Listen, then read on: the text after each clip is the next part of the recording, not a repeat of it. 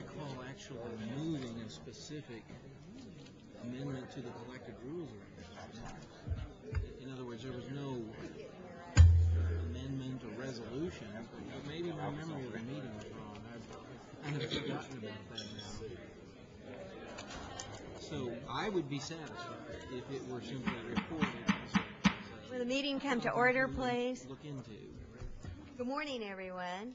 And on behalf of the University of Missouri Board of Curators, welcome to the campus of Missouri University of Science and Technology at our April board meeting. I see a lot of familiar faces around the room, but know that there are many more of you following our meeting today via the web and Twitter. Welcome to you all. I'm continuing today my board chair remarks this morning with my theme of e-learning. And if you'll recall, last time we talked about the sharp increase in online learning nationwide, a 526% increase in students taking an online course between 2003 and 2009. Today, 1 in 4 higher education students are learning online. So in this spirit, you may ask, what's the University of Missouri System e-learning initiative up to today? And you see our slide there. They are getting plugged in by facilitating increased support, development, content, and infrastructure among the university's 4 campuses. Within the last several weeks, Steve Graham and Director of E-Learning, Zach March, have continued to meet with campus leaders to discuss ways to facilitate and enhance e-learning initiatives on the campuses. This collaborative approach will best help ensure that campuses have the right strategy and resources to help meet the demand of online learning in today's higher education environment. Some of the recent successes include selecting 3 to 4 e-mentors from each campus to promote e-learning among their faculty colleagues and to serve as ambassadors for this approach to education. Planning an e-learning workshop hosted by the University of Missouri System that will bring together faculty from multiple departments and campuses to jumpstart the development of high-demand, high-enrollment courses.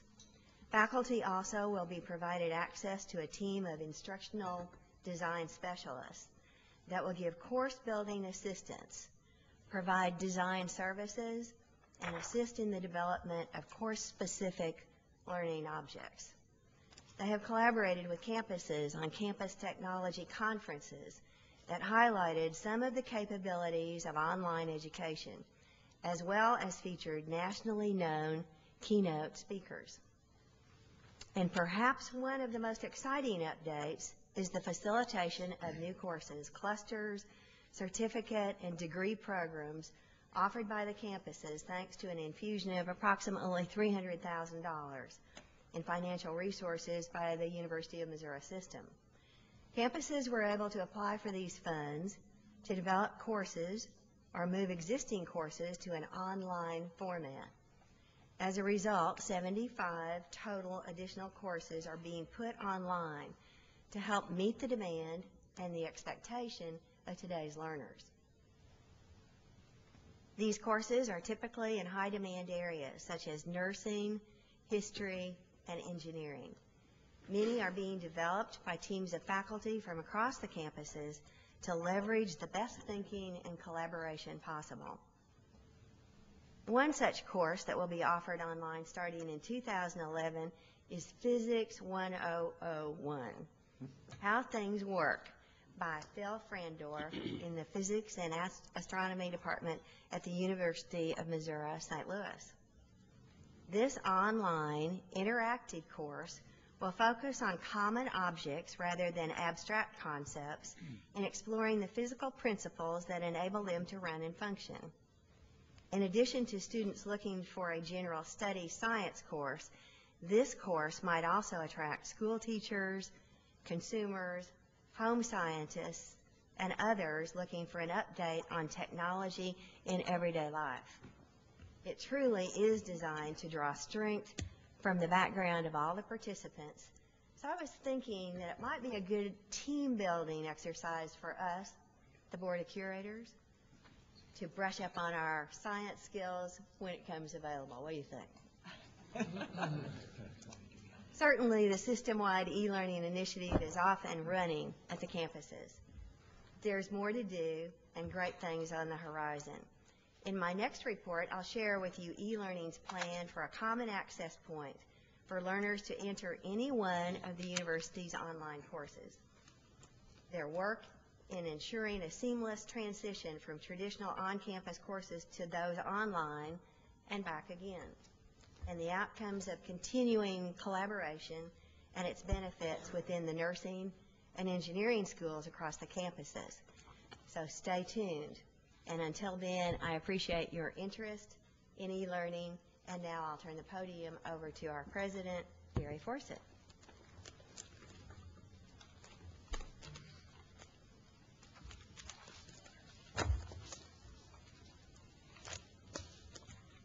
Morning, everybody. Coffee cups filled, ready to go? Well, let me start by thanking Missouri S&T and Chancellor Carney for hosting. I think we had a great day yesterday, a chance to interact certainly in orientation for the new curators on the campus yesterday morning, chance with faculty and students at lunch, and certainly Jack last night to see the solar car and figure out where we're going to kind of tap in to watch their progress. So a very good day, and a chance also last night to interact with the trustees, which is always a great opportunity to see supporters at all four of our campuses, certainly in this case Missouri S&T, the type of individuals that are willing to donate their time back to ensure that we are the best that we can be. I'm a little disappointed, Jack, that there's not a trustee emeritus wall where certain former trustees' pictures could be, but we'll leave that for another discussion. So, well, let me start this morning by hopefully doing what I always do or should do, which is to thank our Board of Curators for the time and energy and passion you show in the conducting of your role. In my 2+ years here now, I continue to be so impressed with the commitment required to be a curator, and I talk about that consistently as I go around the state, that we ought to be very proud and fortunate that we have a outstanding group that's willing to spend the amount of time and energy and passion for the state of Missouri and for the university. So I want to start by thanking you all for that continued commitment. I also would like to thank, as I hopefully always do in a public setting like this, our faculty, our staff, all of our supporters, certainly the Extension Council is here this morning, as they always are, and of course our students for your continued engagement to the university and ensuring that in challenging times we're doing everything we can possibly do to meet expectation of all of our constituents and do that in a way that creates a real attitude of support for our university and for those that make it so strong, our faculty, staff, and students. Some of you know I'm into charts, and on occasion there's an aha moment of, well, here's a new favorite chart, and this one showed up in the past few days. I think this chart reflects again the depth and breadth of what we're about as a University of Missouri system and our important role in our state. And you won't be able to read, although the curators have in front of you a kind of a legend about what the little dots are. But we think about our system. We think about 4 campuses. Certainly yesterday in one of the committees we talked about our need as a group to get around the state, and I'm very supportive of that. But when you think about all the touch points, whether it's our research facilities, which certainly are around the state, whether it is our extension offices, whether it's announcements that we will make in a couple weeks in groundbreaking on additional research facilities, whether it's more net touch points. It's an incredible array and reflects, again, our depth and reach of support. And I think also should be a very clear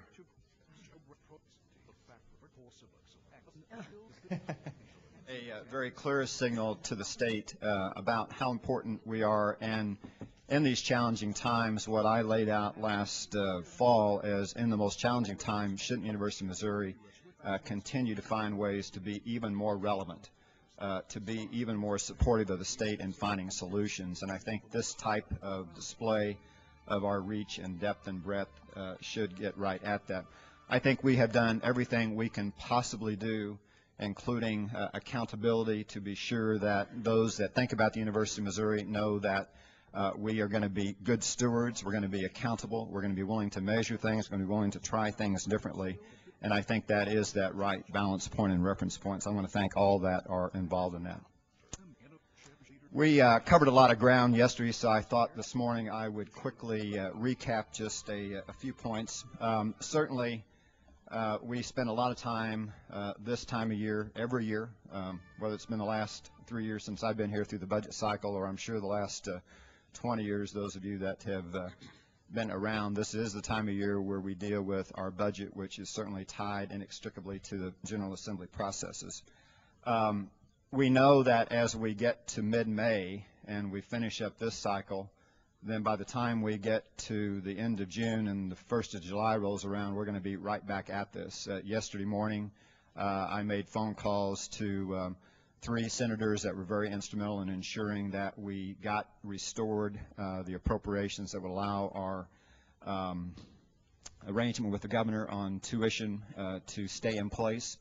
And as I had those conversations, one of them at least reminded me that, you know, we will finish in May and we'll be right back at talking about the challenges that are still in front of us on 2012.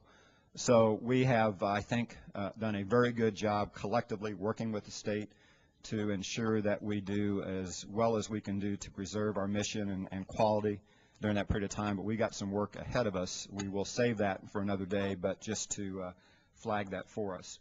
The General Assembly actions, again, obviously Wednesday night was very important for us to preserve that tuition arrangement. Yesterday, as we dealt with those fees and tuition arrangements that were outside of Senate Bill 389 and outside of the arrangement with the governor, I think, as Nikki pointed out, the total of those was $3 million on an incredibly large base. So in the main of what we're about, ensuring access and affordability for Missouri students, undergraduates in particular, I think we should be very proud collectively that we've been able in the last 2 years in working with the governor and the General Assembly been able to preserve that access and affordability. I think that's an incredible signal to our state that we've been able to work together to do that. And frankly, absent that agreement night before last, we would have spent an incredible amount of time collectively over the next month trying to restore that because we felt that was a centerpiece. Access Missouri, it was reported on yesterday by Steve Knorr. I think hats off to all of the higher education community colleges, independent and publics, for working very hard over the last several months to ensure that we came up with an arrangement that was acceptable to our community as perhaps being told what a process would be via legislation. That took a lot of hard work by a lot of folks, and I'm proud to recognize that across community colleges, across independent institutions, and across the higher education community as well. We talked about Mosira yesterday. You may wonder, well, why is that of such importance? Our state has not had an investment vehicle readily available to support starting up and supporting companies that are going to be investing in jobs that our graduates are going to be able to aspire to, particularly in the sciences, but not limited to that. And Mosira gives our state an economic development opportunity that if we miss out on that, we will continue to likely fall behind in being able to attract capital into our state, to be able to find places for our graduates and our researchers to participate. So we think this is a very important, and we've got our shoulder to the wheel in working with the General Assembly and the governor to try to get that to the finish line. Also, night before last, and it was announced yesterday formally, Ellis Fischel funding has been identified. And again, kudos to the General Assembly. Over the last 2 months, we have made the case very clear that this is a very critical time in that project to find a funding mechanism. And we continue to identify the importance of that to the governor and the governor's office and to the General Assembly. And to their credit, they continue to work at that. The Economic Development Office, as recently as last week, was continuing to work on it, and certainly to Representative Isett and Representative Kelly's credit, they were able to find a funding source, and we will continue between now and the end of the General Assembly cycle to be sure that they know how critical this project is for our state. This is a state resource, and I can't think of a more important opportunity for our state to step up to a capital project than this one. A lot of capital needs, but if you were to think about our needs in total, I can't think of a more important project. So again, we appreciate The General Assembly supported that. We will work with the governor's office to be sure they have all the information they need as they make the tough challenges of this project versus many others that I'm sure are in queue. We had a very full discussion yesterday on a variety of human resource topics, many of which we could have spent a lot of time on. We now, I think, have a complete profile from an employee perspective on salary and compensation, which we took on last, last fall. We know where we are in that regard. We took on employee-specific perspectives across benefits and pensions. We now have that data. And certainly our challenge over the next year or so will be to, collate that information in a way that will allow us to make very effective decisions going forward. And Betsy Rodriguez, Vice President Human Resources, is certainly equipped, working across the campuses, working in a shared governance model to be sure we do that. The employee survey, as we gave a brief snapshot, had a lot of information. And that information is now, that data is now available publicly and online, and that data can be, as you saw, mixed and matched and probably thousands of different combinations. That shouldn't overwhelm us, because at the end of the day, this will be our ability to analyze with employees what's going to be important as we think about that.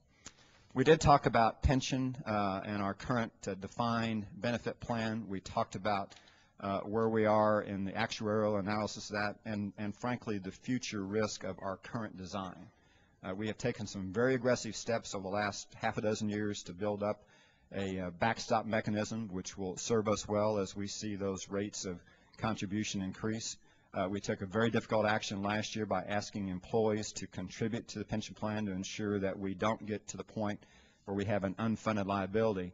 But I think the question that was clearly posed and positioned yesterday is the risk of continuing as we have.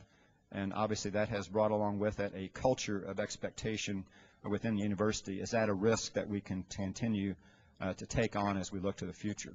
So we are going to give this careful examination. As I indicated yesterday, the Board of Curators should expect to see a report and a recommendation one way or the other back in the fall. But I would again pose to this group that the risk that we now see in front of us and our ability to close that funding gap and the way we've always done that based on state appropriations is at high risk. It's at high risk, and I would submit to you a risk that we're going to have to carefully examine and evaluate in the context of how we have thought about defined benefit and defined contribution in the past. I appreciate the board's action yesterday across a wide variety of topics. Obviously, now that we have solidified, I think anyway, the tuition arrangement with the governor, we now can go forward with planning and obviously the important activity of communicating with students' expectations for this summer and this fall. Between Steve Knorr and some comments I made yesterday, I wanted to highlight quickly some other developments in the higher education arena. Certainly the General Assembly and the public discussion that we talked about yesterday of reform and restructuring state government, combining of the Department of Secondary Education and the Department of Higher Education, I think is a very positive move.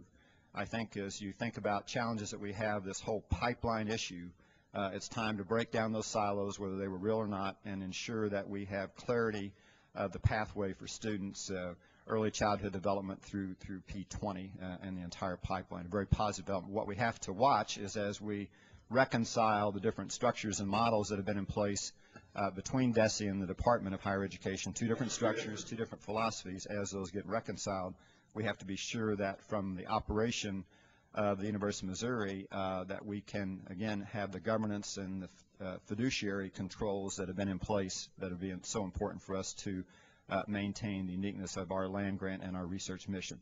I think that's very solvable, very doable, and we'll continue to work with the General Assembly and the Governor's Office on that. I also mentioned yesterday the appointment of Mike Nitzel. I talked to Mike earlier this morning. I think it's a very important appointment at this point in time. I think clearly with the discussion nationally around reform, around restructure, for the governor to have someone very close to him that has the experience that Mike has, and someone that we've certainly over the past half a dozen years since Mike's been in the state of Missouri have had a chance to work with and see Mike in leadership roles, I'm very supportive of, and Mike will be, again, a great listener around the state as well as a great advocate for things that are involved in higher education. We are also, as you may know from previous discussions, ready to kick in and support with all of our outside constituents groups, Missourians for Higher Education, which I think can be an important voice to be sure that as we think about challenges in the state of Missouri and about investments that need to be made in higher education, this advocacy group, Missourians for Higher Education, which is a statewide initiative for St. Louis to Kansas City to Springfield to Hannibal to Cape Girardeau and Kennett. It's a statewide initiative that will ensure that Missourians have a clear understanding about the role that higher education plays and a vehicle to ensure that the General Assembly has a cohesive voice in that. So that is kicking into gear and being done at the right time. This is a previous favorite chart. I want to come back and just, again, without going back through the budget process yesterday, tie back around this notion of quality, our ability to continue to provide accessibility to the state of Missouri, juxtaposed with how do we fund that, juxtaposed with have we gotten all the efficiency possible, all the productivity possible in working with our campuses in that regard. That's the collision of tremendous growth over the past 10 years, 24% growth across our campuses. You know where we've been in state support on a real or absolute basis, however you want to measure that. You know where we are with quality measures, where we maintained graduation rates, we maintain and improve retention rates. We continue to slide on funding mechanisms. Those show up, including last night in U.S. News and World Report in one of our significant schools across one of our campuses. So all that, again, suggests we have to really stay on top of these issues related to how we go about achieving this next few years as we continue to reconcile, again, those points. Access and affordability, part of our land grant mission. We have kept our door open, and we've done that in a way that has preserved the quality of the students coming in, and our quality measures, again, kudos to our campuses, to our faculties, to the leadership of maintaining graduation rates, retention, and in fact improvement in ACT scores and high school graduation rank coming in, juxtaposed against how do we continue to do that as our infrastructure starts to get stretched at the seams, and I'm sure the chancellors will talk about that in their reports this morning. This chart I thought was telling as we were putting together our budget process, and it goes back a little bit to this past 10-year history. It also goes back to expectations of Senate Bill 389, where with the funding for Access Missouri, we had believed at that point in time that that funding would not have occurred at the detriment of overall higher education funding. We believed at that point in time in a growth economy that Access Missouri could be funded toward that $100 million mark, but not to the detriment of overall higher education funding. Well, that did not occur. We have continued to fund Access Missouri. That's the spike that has occurred. And you know now that last year it was funded at $93 million. Public higher education received about 50% of that. Private education received about 50% of that, thus the issue around adjudication of those amounts. But you can see the spike has only occurred as a result of the incremental funding that's occurred to scholarships, which again is a good thing for our students, but has that been in the right balance of support to the institutions themselves? And again, I think this chart is telling. It's also telling in regards to where K through 12 funding has been, as it's now funded by a formula versus how we are funded on a variable basis by the General Assembly every year. So again, sets up an interesting dynamic as DESE and higher education come together. I'm going to do now a quick, I guess I'll call it chalk talk on shared services. We've been talking about that in various forms and fashions for over a year, including several times in the boardroom. I want to do this to lead up to an announcement that we're making this morning involving a couple of personnel moves in addition to, again, the substance of shared services. But in its main, shared services is the best of the worlds of providing the benefits of scale and efficiency by consolidating and centralization. But it does that by staying focused, as you look down that right part of the chart, by the benefits of being distributed. When you're distributed, you're in control. You feel like you're closest to the customer, but yet in a lot of cases you don't get the benefits of scale and efficiency and common processes as you do that. So the vector in the middle, shared services, attempts to get at that. It attempts to get at the win-win of I want the scale economics, but I also want the closeness to customer and the service that should go along with that. And that's, again, a shorthand way of doing that. The focus that comes with the distributed model can't be forsaken, particularly in our situation where the campus autonomy, then the uniqueness of the campus is something we have to keep in mind. This chart, again, elaborates on that and describes in a lot of detail, if you will, what is the difference of that traditional centralization mode. And we have things that have been centralized, perhaps in a dean's organization, perhaps within a provost organization, on a campus, at a system. All those things, you know, are part and parcel of what we do. Things have been collected up. That's a natural way for those things to occur. And I think, again, the step that we're attempting to take here is how do we take that even further and look across the campuses, look at the system, and perhaps even look beyond that. This chart tries to take what we do at the University of Missouri at a process level, probably terms that you may not have seen before, but if you'll accept that those 6 boxes across the top have underneath them about 70 different subcomponents of everything that we do on our campus, from a student coming in to make application to come to one of our campuses, to how do we process bills for vendors. Everything that we do can be put in the context of one of these high-impact university processes, if you will.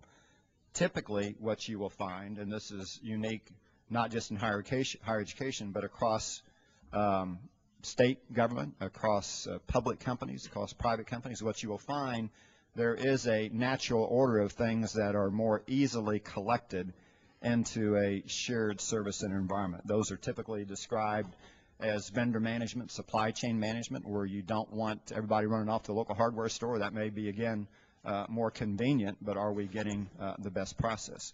Where you can create things, I think Curator Carnahan yesterday started asking about the thousands of transactions that go on. Are there efficient ways of managing those transactions in centers that could be on a campus, but today may be decentralized on a campus? How do you start to roll those up? And by the way, the expectation is you would get better service, or you should create an expectation of better service. So these are the most typical activities that get rolled up into a shared service environment. But as I said, these are a collection of 8 to 10 of what a listing would be of up to 70 different sub-processes. So our process has been over the last year to really dig into this. I've had personal experience, as some of you know. I've done this 3 times in my previous career, a couple times globally. It's very hard work because you're asking for common processes and systems to be deployed. That's a big step, and it's a long journey to do that. But I believe that it was worth looking at that from the University of Missouri's perspective. And by the way, as we've done that, then could that be shared on a common process basis more broadly outside of the university, which is something that we have suggested. But the first thing you really have to do is do we have any issues that are the low-hanging fruit? Are there things where we're best in class today on that, whether we're centralized or decentralized, is it worth spending money or not? And so there has to be, to do this the right way, an examination process. And we made a decision collectively with the chancellors and the staff general officers to go forward with the benchmarking activity, and we've selected a partner to help us with that, and I'm passing the hat to find resources to pay for that. We have suggested to the broader higher education community, to COFI, to the community colleges. Think about community colleges, whether it's Mobley Community College or Flat River that doesn't have any scale buying power.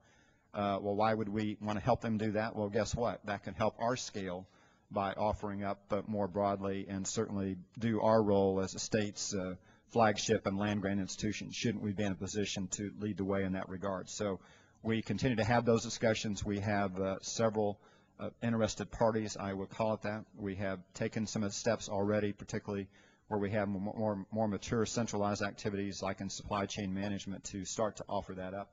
And we've had discussions with the state, and we have an interesting opportunity that may be developing with the state in that regard, actually on 2 fronts. So there then becomes an organization approach. Where do we find the leadership? Where do we find the project management? And then what become the candidate areas to move into that? So with that, this morning we are sending out a letter across the system to all of the deans and above in the organization, and to all of the system office to announce that Gary Allen has been designated and accepted to lead this effort across the system.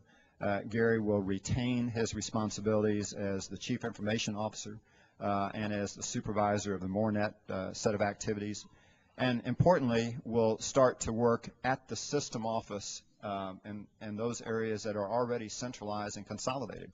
And some of those areas are in Nikki's organization and the Chief Financial Organization, like procurement and supply chain management, but not limited to that. And some of those are in Betsy Rodriguez's organization, where we do collective benefits processing day, but not necessarily limited to that. But it's going to be important to sort out what are the candidates to bring into, again, this transition from a centralized model into a real shared service model, where the end user, the customer, believes that the service and the cost are adequate trade-offs for giving up something. I mean, that's the tension here, right? Giving up a little bit of control. Can I be convinced I'm going to get better service and better quality as a result of that? I'd like to thank, and I don't know if Jackie is still here, Jackie Jones from the Mizzou campus and Chancellor Deaton for allowing Paul Toller to come across as the to run the program office for this project. This will be the activity where we take on benchmarking. Paul has been doing a lot of the Mizzou campus consolidated and centralized activities, so he's bringing that base of knowledge with him. And so I think the combination of Gary now bringing to life, so we're kind of jumping forward, we're bringing to life the notion of a shared service center at the system office, and then expecting, I have high expectations that over time we will identify collectively what are additional activities that should be viewed as a shared service, and whether they're managed on one of the campuses or managed in a central organization, to be determined. That's less the point than can't we find better ways, and in some cases limiting the risk of the university where we don't have common ways of looking at human resources or legal processes or accounting process. You heard some of that yesterday in our audits. Shouldn't that be something that we take on? So that announcement's going out this morning. My expectation and expectation for the board should be this is a journey. Results on this will take a number of years to show proof positive, but the business case is a strong business case, and we'll continue to get backstopped on that as we develop the work with our project partner.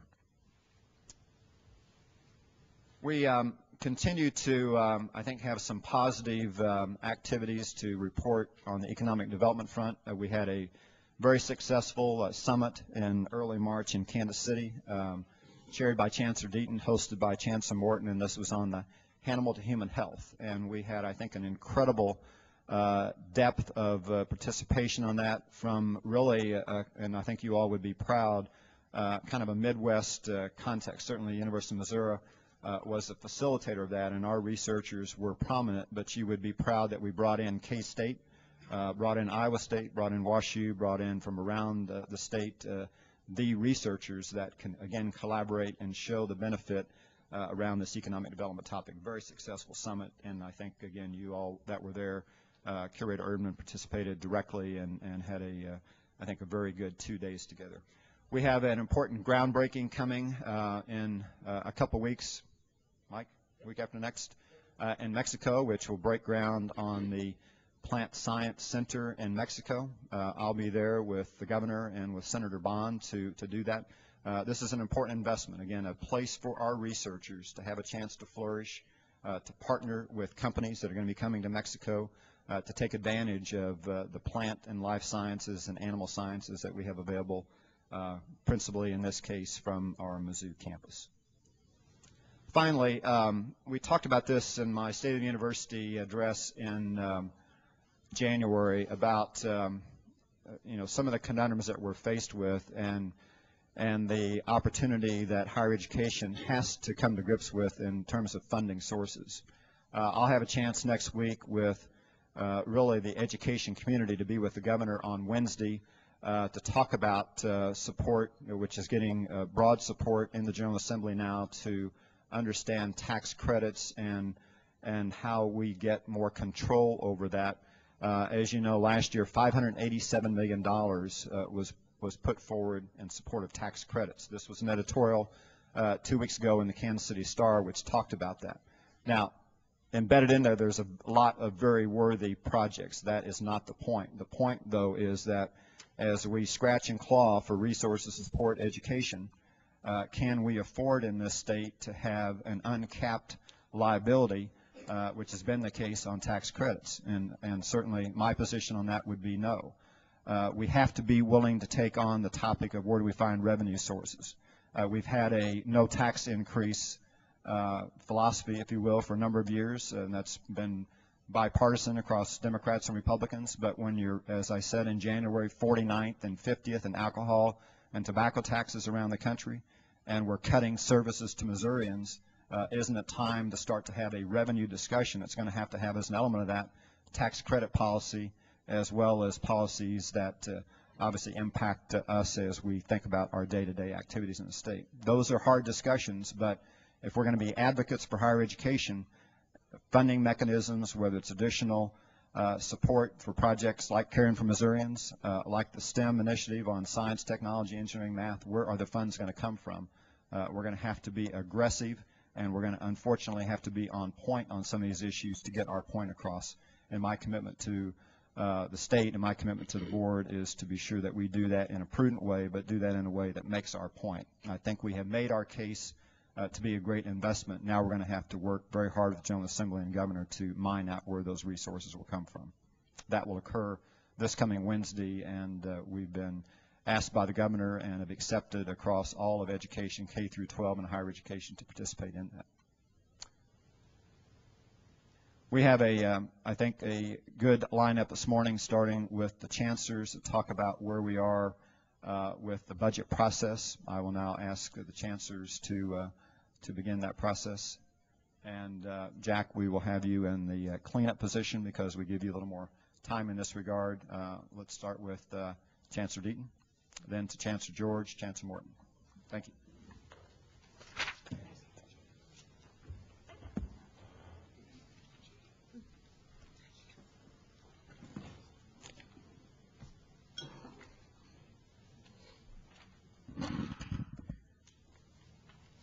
Thank you. Thank you for this opportunity. And over the next few minutes, I'm going to talk about transparency and planning processes and budget, a focus on priorities, reallocating budget to address those priorities, and the process of savings that we've been engaged in as we have dealt with some very difficult budget issues on our campus and throughout the university. And we appreciate the board's support in enabling us to move forward the way that we have. We engage in a very multi-year planning process. I suspect that we're not unique in that, but we're proud of the way that we look ahead with 3-year plans for budget, 5-year views of enrollment projections, and in fact even up to 20-year projections that we use in our own simulations to assure that we address some of the capital issues that we are concerned about. We also share that information with student groups, with faculty groups, across staff groups across the campus, as well as with alumni and others. Our physical planning and our strategic planning are aligned. That should not be a surprise, but it's very important when you are identifying and trying to focus priorities, and your sources of funds are principally from the way in which you work with deans and chairs to reallocate across the campus. If you look at what we have done in these particular budget times, we have been very proactive in identifying about $9 million in permanent funding to offset the state funding losses and potential losses that we've been very, very concerned about at this time of budget uncertainty. We've also identified another $9 million that we have captured as cost funds, one-time funds, to offset any temporary withholdings that we felt could occur. And both of these, this $18 million here in the first 2 bullets, are to offset future exigencies that may occur and to put us in a position to still move ahead on priorities that are so critical as we face continued student growth and the need for additional teaching, as well as some focus in our scholarship and our research as well. There has been an additional, and I would emphasize this is an additional $18 million that has been held at the divisional level with deans and department chairs because of reduced operating expenses. So we've asked them to be very careful with where they have spent their funds, they've done that. The records we're very happy about the success we've achieved in only undertaking essential travel for representing the university, and most importantly for enabling our faculty to participate when they're presenting papers and research opportunities, research findings with their scholarly groups across the country. So these savings are really what has positioned us now to take important steps as we look to the future. We've been challenged always by the growth in student numbers as we try to provide the teaching faculty. At the same time that we've done this, we have set aside about $4 million in permanent salary funding through the strategic hiring freeze that we went into over a year ago, and in an attempt to provide additional reserves that could then be released back in key areas where student growth is the greatest, and where we can provide a mix of permanent faculty, part-time faculty, teaching support, and postdocs that is so critical in this process.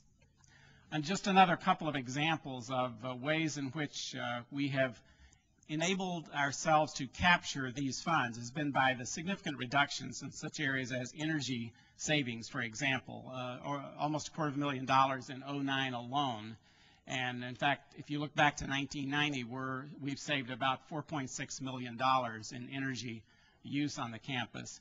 We've also, as you're aware, been cutting back our support for the debt retirement in athletics, which over a 3-year period will enable us to have another $1.5 million. The action you took on our development financing as well will enable us to capture at least another $4 million this next year, we project, for use in core academic areas that are so important for us. We've also been closing campus centers. We've not actually announced the specific ones yet, but we know that we have saved already about $500,000, a little over $500,000 this year, and we're projecting that additional savings will come as we look to the future. We also, for example, with our use of the Build America bonds and other debt financing for Tate and Switzler renovation, enabled us to utilize about $16 million that we'll be using for maintenance and repair, and to focus that on, in this case, a total renovation that will serve the campus far more effectively. At the same time, we've been looking at opportunities such as the Mizzou Advantages, those new areas of focus that are so critical as we look to the future: food for the future, sustainable energy issues, One Health, One Medicine, media of the future, and understanding transforming technologies, capturing and focusing the research and scholarly activity, as well as consolidating teaching in many areas, utilizing our resources and in making reinvestments. About $4 million we're right now in the process of reinvesting in core areas. That will also enhance, of course, our teaching capacity simultaneously. But its purpose is to move the university forward, irrespective of departmental and college alignments, to focus the attention of the faculty across those lines, just as we have achieved and were revealed so significantly in the Life Science Summit that we had in Kansas City, the one medicine notion. It still surprises a lot of my colleagues around the nation when I tell them how much our veterinary medicine faculty are so deeply involved in medical research and vice versa. It's a one medicine world that we're living in. MU is leading the nation in that respect, and the scientific breakthroughs occurring reveal that strength, and it's something that we're trying to achieve in those 5 key Mizzou Advantage areas that Provost Foster and our faculty have been so engaged in focusing on as we look to the future. We're also, of course, still expecting our research to grow, and new F&A and indirect cost recovery will strengthen us in that regard as well. As we look into the next couple of years, clearly the largest revenue production is going to be from the planned enrollment growth, and the projections at this time suggest that we will achieve well over $4 million in FY11, and probably an additional $5 million in the following year due to the projected enrollment growths that we see coming to the university.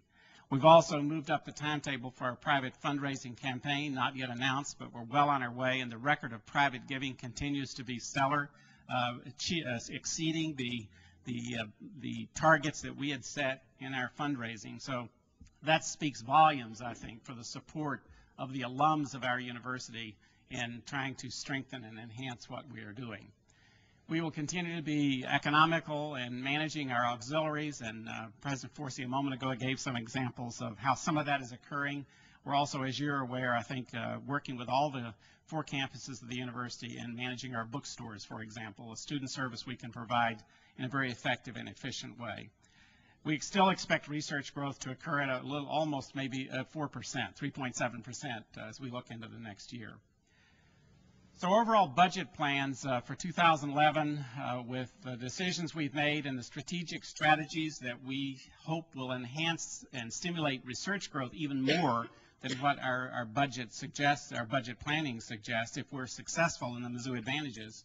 And then in 2012, we will continue to examine programmatic reductions in some areas of the campus, tuition and fees that you have worked with over the last day and been very supportive, and we appreciate that so very much. In fact, I had notes back yesterday and late even pleading that we are able to successfully do what you have on your agenda today, because it's going to be so vital to the various colleges and programs across the campus. We will continue to engage in programmatic adjustment processes that we feel will strengthen what we're doing. In closing more centers, we've already identified and expected savings that are quite significant. And closing centers really means, I think you're aware of, we're reallocating those funds toward the higher priorities that the faculty feel will move us into the future. We will continue to examine class size and our faculty workload. We've done a great deal in that regard, and I just want to give the faculty of our campus a tremendous praise for the work they have done in consolidating and working together in all of these areas to enable us to move forward. And very open, as you can see, I think, from some of the things I've been saying, to adjustments in programmatic structure and administrative structure on the campus to get the job done more effectively. If we can get it done more effectively, you're not going to see hesitation to move forward. And the Mizzou Advantages reveal that in many ways, as we have some of the top faculty across our university working together across divisional lines to ensure that we are pursuing the scholarship that makes a difference and offering the kind of academic programs that our students deserve and need, and have enabled us to maintain the quality of instruction on our campus. So thanks for this opportunity, and it's been a very, very interesting and stimulating time. Chancellor Deaton mentioned kind of in passing there, and it's in the letter that we're sending to employees this morning about the bookstore. That's one of those that, without a lot of fanfare, the Mizzou bookstore has now been working with the other campus bookstores, now taken on the management of the bookstores and done that in a very efficient way. I think S&T was the next most recent. I guess UMSL just came on. And again, we'll fly that under a bigger flag of sharing services, but again, a great example where one of the campuses is able to be the hub for that, again, without a lot of fanfare and just good leadership and good management in that regard.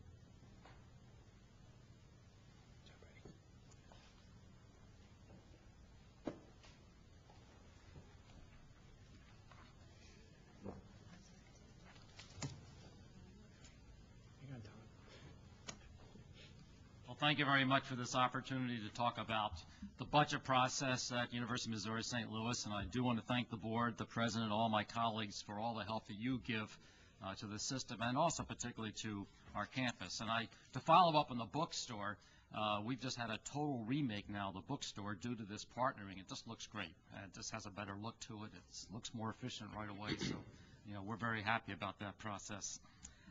Let me just talk a little bit about the operating budget in terms of just our numbers. The way we operate is the tuition and fees and the state appropriations essentially provide the teaching mission operating budget. Then we have other sources too, auxiliary sources and of course grants and contracts and private donations, but basically tuition and fees and the state appropriations is what provides a teaching mission. And we have a pie chart here that's showing that. Of course, we have now far more in tuition and fees than we do in state appropriations, and I think a number of years ago our campus was the first to make that crossover where we had more in tuition and fees and state appropriations, and then others, things like F&A, things of this sort. In terms of our actual reduction process, we had to reduce by about $3.7 million from our operating budget going into the next fiscal year, 2011. To come up with that, we had 5.2% reduction in the state appropriations. That's $3.2 million. Then there's also the cost to continue. And we have to keep in mind that we have to run a university. Costs to continue are things like increase in utilities, and we do try to do savings, and we do try to do a lot of efficiencies, but costs still go up. There's increase in benefits. We have about $1 million of that. And so these actually add to our reductions. Now, we were able to help ourselves by having increased revenue from student credit hours. So the actual amount that we had to do was about $3.7 million. In terms of how we go about this, we took basically a 2-year approach. We had to cut out $3.7 million in this coming year, but we're looking ahead toward knowing that probably we're going to have to do more even in the next fiscal year, 2012. So all of the units and all of the managers were thinking in terms of 2 years. In fact, I've told them it could be as much as twice, if not more, in terms of our reductions for 2012. We involved everyone, the provost, vice chancellors, vice provosts, deans. We have something called a program audit committee. And the program audit committee focuses mainly on academic affairs, which is about 3/4 of the budget of the university, and did a very thorough, in-depth analysis beyond the normal 5-year reviews of everything, including centers and institutes, with lots of recommendations for reductions in those. We then have a university budget and planning committee. This is a part of what's called the University Assembly, essentially our faculty, senate, staff, and students. And they had a series of 6 meetings. They eventually will make their recommendation on April 27th to the University Assembly. I made my recommendation to them recently based on all the reports that they had heard and that we had presented with the vice chancellors and so forth.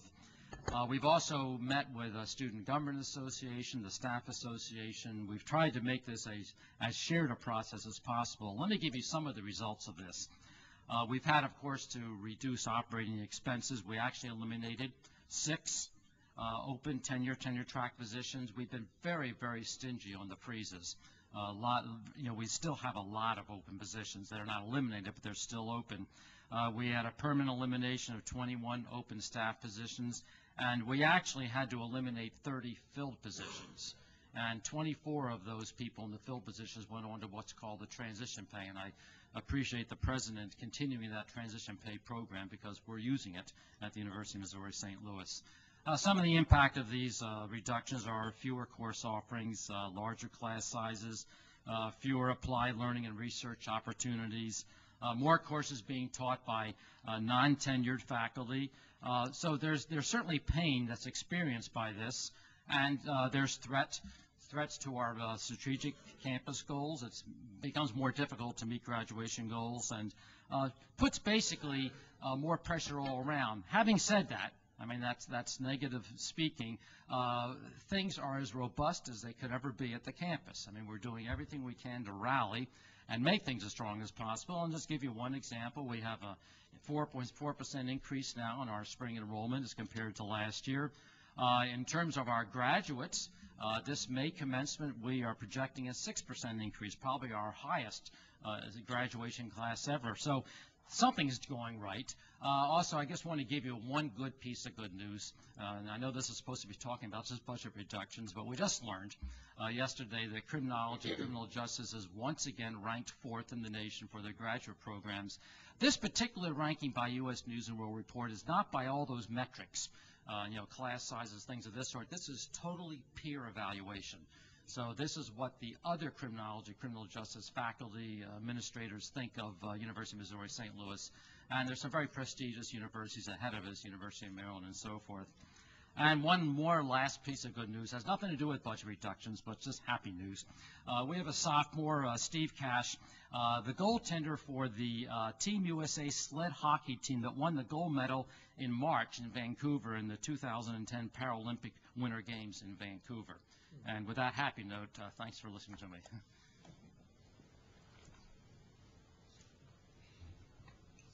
Obviously, we need to start a hockey game. Let's start right there. Well, good morning, and thanks for the opportunity to speak to you about the budget situation that we're facing for 2011 and 2012. I thought I would start by explaining that that overall the UMKC approach to 2011 has 3 basic elements. The first is to leverage the success we're having this year with expense management. That means we'll continue with the expense controls that we've had in place for over a year, and we'll continue the soft hiring freeze that we've had in place as well. And the second element involves absorbing some of the support cost inflation that we anticipate getting. And I'll go into this in a little more detail in the next chart. But then the third element on the revenue side of our approach is to match the enrollment and net tuition increases that we've experienced this year. Now, most of our effort in 2011 will be focused on preparing for 2012. We will do this by having a very broad-based, engaged group of folks who will complete some revenue enhancement and expense reduction projects that I'll mention here shortly. And importantly, once all of that work is finished through a project management type of effort, we will roll the results of that into our 2012 budget plan. So let's take a look at what we did in 2010, this year, what we've done so far this year to that we believe we can leverage into next year. First of all, I'd say that the actions that we've taken this year are really paying off as we look at the results. So far for this year, we have increased enrollment in student credit hours, and those are important measures because we get paid by credit hours, and they're up over 5% for this year. We continued the soft hiring freeze, as I mentioned, but we also, going into this year, cut support costs about 8%, and we continued the other expense control measures that we started in 2009. So year to date, and this is actually February results, we have a net tuition and fee improvement over the same period last year of about $5.4 million. And when we look at other sources of revenue, that was actually down about $4.1 million, and that includes things like gifts, endowments, investments, and the larger items include F&A recovery and some miscellaneous revenue and reimbursements. And when we looked at it, we thought, you know, there might be some timing issues there, because included in those numbers are some reimbursements we get from the community colleges for services that we provide. And I had an opportunity last night to take a look at our March results, and that number is half of what this was in February. So I think some of that is starting to show. In other words, instead of it being low by $4.1 million, it's down about $2.1 million. So I think we are starting to get some of those numbers in. The other thing is that from a total compensation standpoint, the soft freeze is working. We're about $500,000 less in total compensation than we spent at the same period last year, down about $9.5 million less on the other expense side, and that includes, of course, expenditures for travel and training and consultants, and the large parts are spending less on equipment and other facility-related issues. The bottom line is that year to date, when we add it all up, we are about $11 million better than the prior year. And what we expect to do is to take the benefit of some of these expense approaches into next year. So, and we believe that given the elimination of some of the one-time issues, we'll be able to benefit about $6 million in next year. So let's take a look at 2011, and we characterize the challenges about this way. The major challenges are, of course, the reduction in state support. That's about that $4.4 million for us, and that is the 5.2%. I think both Nikki and Betsy mentioned the fact that we will have an increase in employee benefits costs, and that for us that's about $1.7 million. And I also mentioned before that we have some support cost inflation and other additions. Now that's mostly things like utility costs going up, and we have some new facilities coming online. So I expect our total challenges in the neighborhood of about $8 million. So as I mentioned before, we will take the expense run rate that we are experiencing today into next year, and we think that will benefit us to the tune of about $6 million next year. absorb some of this support cost inflation and additions. In fact, we've already baked this reduction into the targets that we've given to the support units as they start building their budgets for next year. In addition to that, we're feeling pretty good about our ability to match the improvement that we got in net tuition this year, because admissions overall are up about 10% over the same period last year, and last year was a record. And given what we expect to be the yield out of those admissions, we expect that we should get a benefit in the ballpark of the number you see there, about $5 million.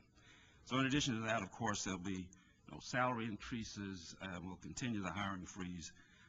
We have enhanced our management of expenses because we've introduced to the university a monthly expense forecast by academic unit and by support function.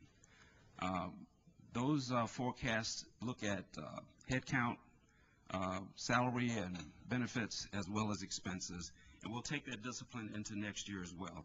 And of course, we'll make other additional adjustments. Now, in terms of impact, I think what you'll see is I've not mentioned anything about impacting our academic programs. In fact, we have no plans for next year to have, and we expect to protect those programs. But as you can certainly understand, these actions will further tax our assets. In fact, I mentioned to you when you were in Kansas City back in January that we have some issues with classrooms, but we have done some work to look at how we can improve utilization of classrooms to accommodate more students. And of course, this could potentially diminish our reserves, but if you look at the planning that we are putting in place, it's our hope to actually improve reserves through the actions we take in 2011 to prepare for 2012. Of course, this will increase faculty load without increasing compensation, but I would remind you that we have a 12-to-1 student-to-faculty ratio, and there's room to add quite a few students to change that number to something in the neighborhood of 14-to-1 over time. This could impact the quality of services delivered, but we expect to protect certainly those services that impact our delivery of services to students. Bottom line, this kind of activity certainly has an impact on morale, and given all the effort we put into it, it distracts us from fully engaging in pursuit of our mission and strategy. So we need to find a way to get beyond this. So to wrap this up, I would just point to the specific efforts we have going for in next year in preparation for 2012. In working with the Faculty Senate Budget Committee and the University Budget Committee, we have identified about 14 projects that we anticipate working on during this next year that will focus on enhancing our revenues, and about 31 projects that will focus on improving our expense performance. Also, about 8 campus constituency organizations who will be involved in these processes in one way or another. We've laid all of this out and expect to put all of this under project management to assure that we have this work done in time to put it into our 2012 budget. So the University Budget Committee, we've got faculty all over this, has approved this, has endorsed this whole process.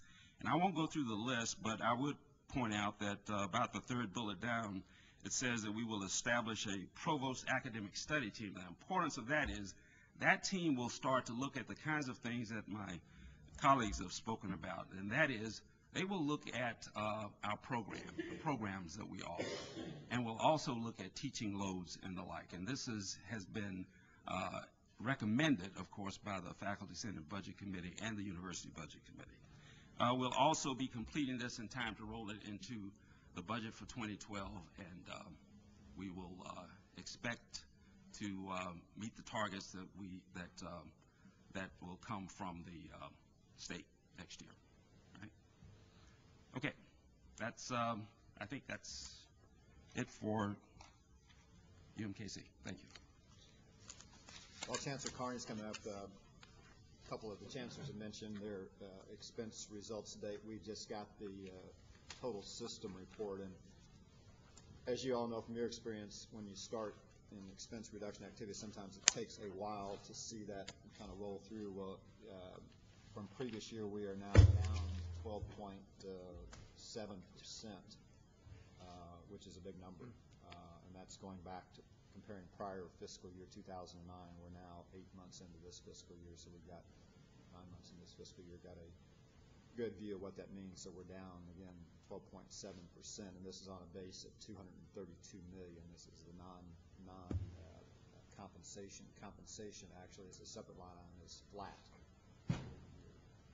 Back to the question yesterday about the 1%, where actually the compensation line is flat, which indicates the ins and outs of that. But being down 12.6% on the variety of operating expense, everything from utilities to travel and so forth, that says we have traction and momentum, anticipating what is still yet ahead of us next year. Good morning, everyone. Many of the things that have just been mentioned are going on in Rolla as well. Times are tough, but our students are still getting jobs when they graduate. This is a view of the spring career fair that we had recently. So companies are still coming on campus and hiring our bachelor's and master's degree and PhD students.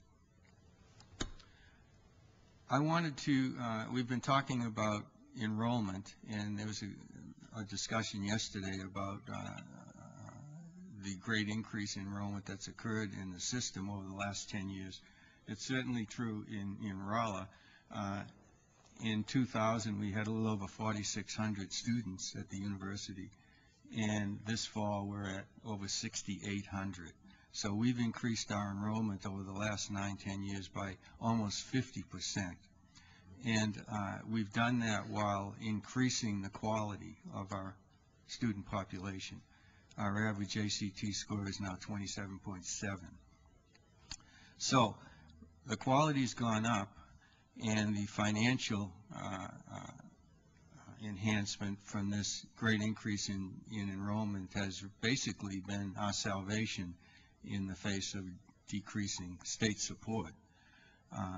We can't use that trick again. We are totally at capacity on this campus. We really cannot get much bigger. This fall, we've got to have some tough decisions to make regarding enrollment.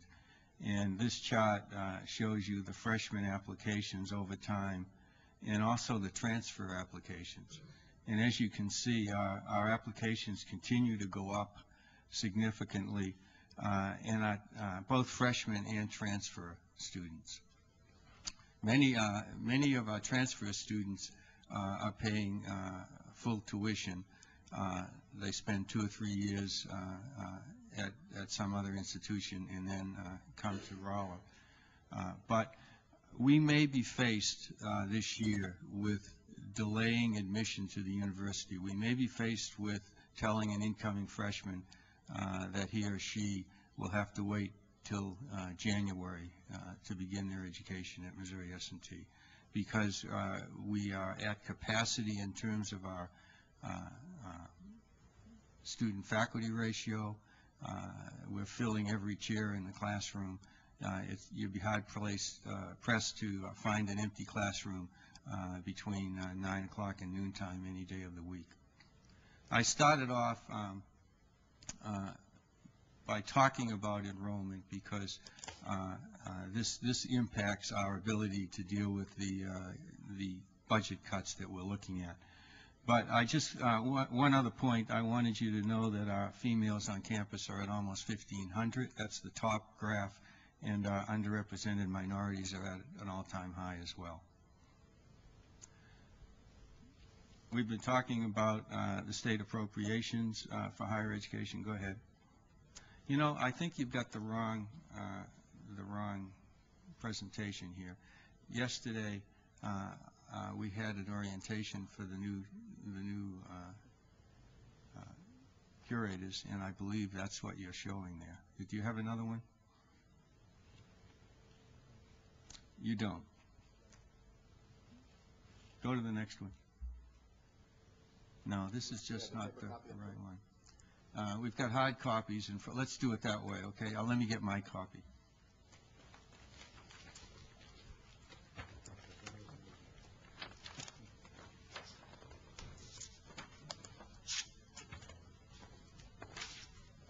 Okay, so we'll just go through this if you don't mind. Sorry about that.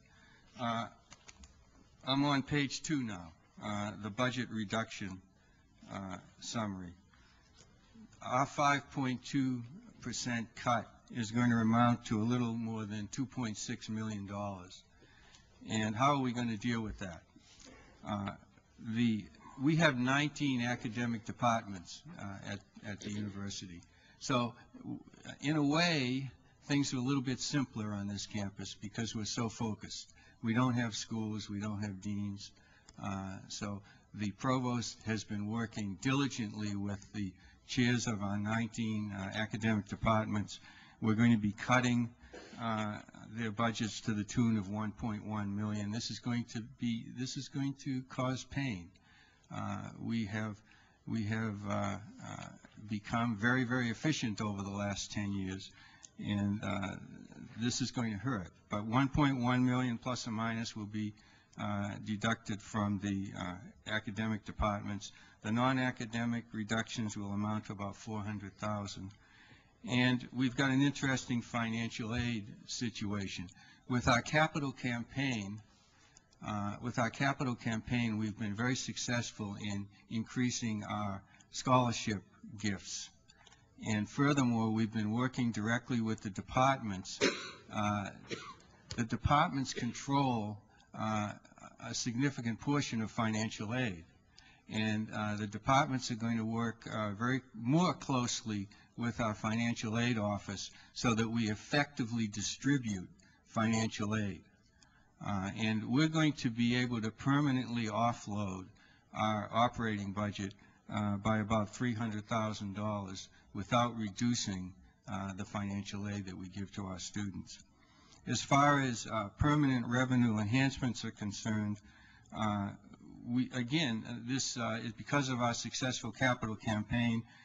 We're going to have permanent gift endowment revenue of at least $200,000, and our net tuition and fees will be substantially more. How can that be? We're starting to attract more out-of-state and international students who are paying full out-of-state rates. And as the demographics up and down the Midwest, including Missouri, start to tail off, what will happen is we see our enrollment staying very steady, not decreasing at this campus, and yet the amount we net per student should go up. Well, did you find it? Yes, sir. Okay. Go back one. Keep going. Keep going. Keep going. Okay. Go one more. Okay, go forward now. One more. Okay. Good. Thank you for finding that. I get a few minutes to talk about other things, so I'd like to take advantage of that. We're in a sweet spot with respect to research, having so many departments who are interested and concerned and have expertise in energy. We have petroleum engineering, we have nuclear engineering, we have mining engineering. Very few universities in the United States have the diversity of programs that we have on this campus. And as a result, we've been very successful in attracting more research than ever to work on important problems of this type: Department of Defense, Department of Energy, Department of Transportation, and so on. And I want to make the point that we're headed for an all-time high in terms of proposals, expenditures, F&A recovery, and so on. I want to give you just a couple of examples. This is a $5 million grant we have with the Department of Energy.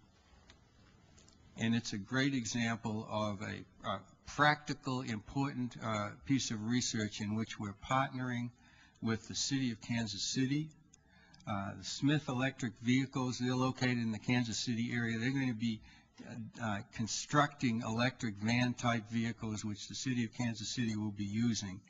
We've got the St. Louis Science Center involved in this project from an educational point of view, and we're going to be developing the engineering curriculum for advanced electric vehicle education programs. So this is I think a wonderful partnership that helps a major city in the state. It helps private industry. The St. Louis Science Center will be a key partner with us on this. Go ahead. One other example. We're one of 5 core universities in a $25 million NSF Engineering Research Center that is concentrating on developing efficient electric power grid systems for this country. What could be more important than that? We're partnering with North Carolina State University, Arizona State, Florida A&M, and Florida State University, and we even have a few international partners on this enterprise. Now, in front of you, you have the latest edition of our quarterly magazine, Missouri S&T, and I've been talking about energy. So I'd invite you to really take a look at that magazine at your leisure, because it does, I think, a wonderful job of explaining the breadth of the research on energy that's taking place on this campus, everything from wind and solar to nuclear power. And the other piece of take-home information in front of you is the results of our 6th annual undergraduate research conference. We're trying to do as much as we can with limited funds to involve our undergraduates in an important research experience on campus. And just last week, we had 70 undergraduate students making presentations and explaining their research. 15 of our 19 academic departments were involved. And this is a real wonderful example of active learning, a completely different experience from the classroom experience for our undergraduate students. I'd like to talk about some capital projects that are going on campus or right next to campus. As you know, we've got a 56-acre golf course that we are changing into a research park, and the driving range is no more. The course is still open, but the first research building is under construction. I drove by last week, and it really is under construction. And it will be finished in November, and we've already got some tenants like GE Aviation ready to move into that building. So we're really excited about that. This is the corner of 10th and Bishop, across the street from our gymnasium. This old bread company building is used for storage and some athletic activity in inclement weather. Terrible, terrible building. We've raised $2.5 million total private funds, and that building, but in December, will look like that. And it will house our student design activities, or some of them. The Curators last night got to meet our solar car team, and you saw how excited they were about the competition. They're putting that vehicle together under terrible, inadequate digs. It's that Butler type building right next to this building. But they'll have a 22,000 square feet of wonderful new space to work on their design projects. And we're excited about this year's race because it starts in Tulsa and goes right through Rolla, and we'll be hosting the teams for one of the evenings. And we hope to win that. I just want to give you one more example of a student design team. This is neat because it was in the newspaper a couple of days ago. This is a car that's run by a chemical reaction, and we competed against 12 other universities, And the idea is they tell you 1 hour before the competition how much extra weight you have to put on your vehicle, and then they tell you how far it has to go and then stop. So 1 hour before the competition, they said, okay, you have to stop this vehicle in 65 feet. So the vehicle is powered by a chemical reaction.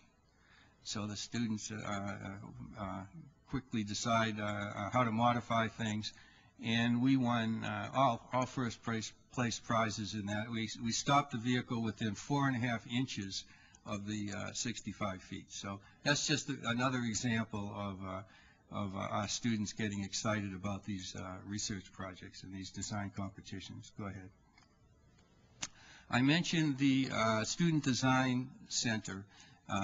The athletic teams, even though it was not very good space, they need space to work out in inclement weather. So I contacted one of our alumni and former athlete, probably thinks he's still an athlete. He gave us $500,000, and we're going to build a indoor practice facility for our football team and other athletic teams to work in inclement weather. And that's going on at the same time we're renovating the student design complex. Go ahead. More good news. This fall we opened up the fitness center on campus. The students paid for half of this. So we're getting all this done with private funds, in this case some student fee increases, which they willingly voted to increase.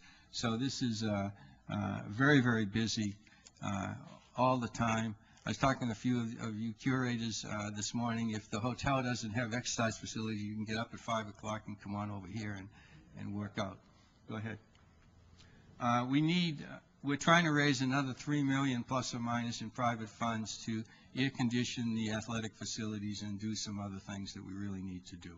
Go ahead. We finally got a nice new sign out in front of the Bullman building with our new name. Go ahead.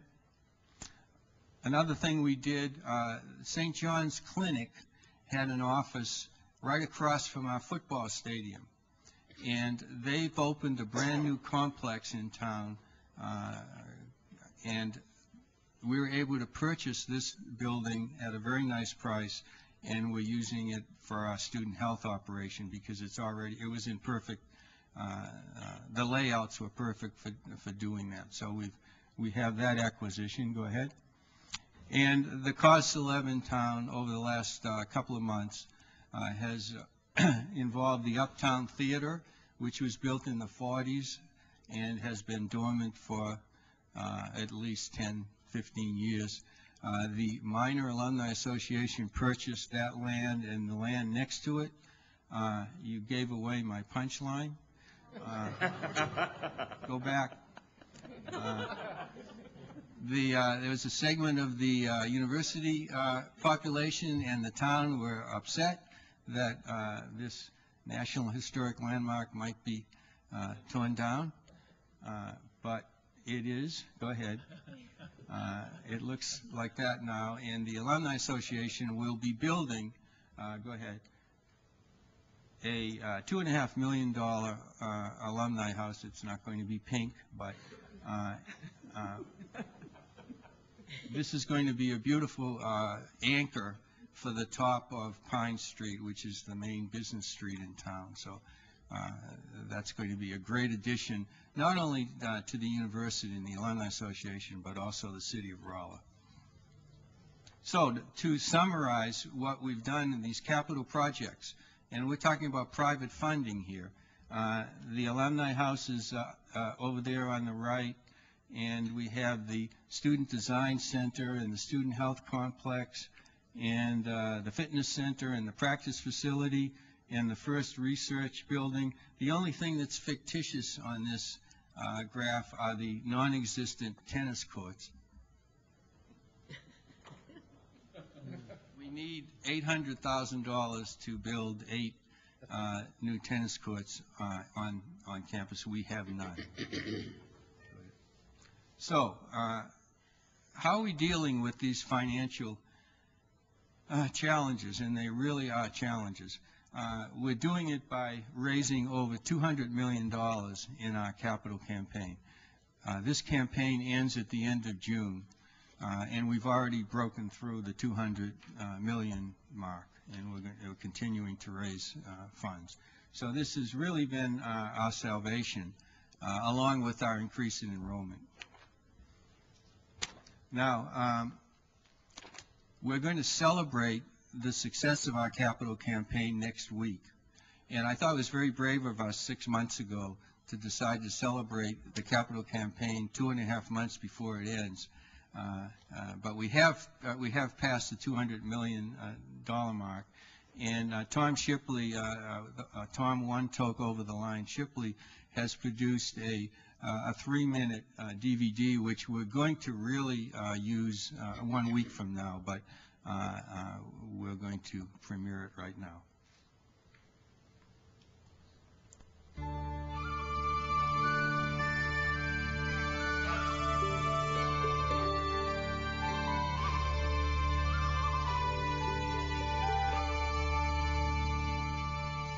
We were founded at the height of the Industrial Revolution to train the engineers who built this nation. We have prepared some of the world's brightest minds to solve the problems, unravel the mysteries, and meet the challenges of the new millennium. As graduates, you have come to define leadership, innovation, and exploration. You have remembered how you learned and where you learned. And you have passed that gift on to the generations who will stand upon your shoulders.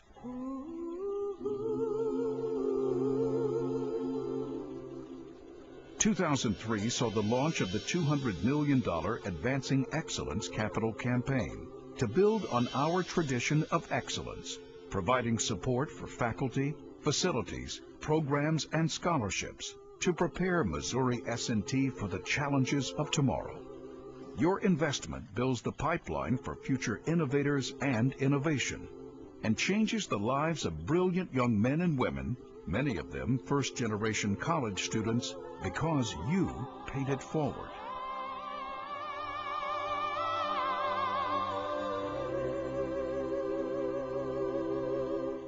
The beauty and growth of the campus landscape embodies our campaign success.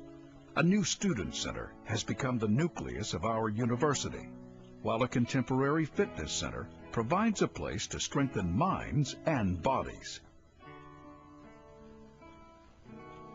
Our mechanical and aerospace program, the Midwest's largest, now resides in a world-class facility.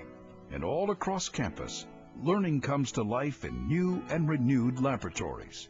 And on the horizon, a new home for our design teams and one for our alumni.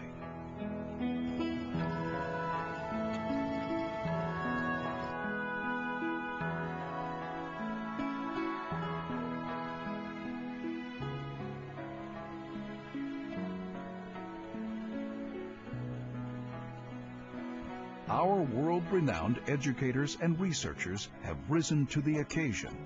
Today, they are addressing energy, the environment, and infrastructure. Through your gifts, they are solving tomorrow's problems as well, the problems of a technological world. Thanks to the generous donations of you, our alumni and friends, Missouri S&T is making the world a better place. One student, one community, one technology at a time. As we have done since our founding, we will continue to present ourselves as defenders of the new education and delight to unravel the mysteries which the future lays before us.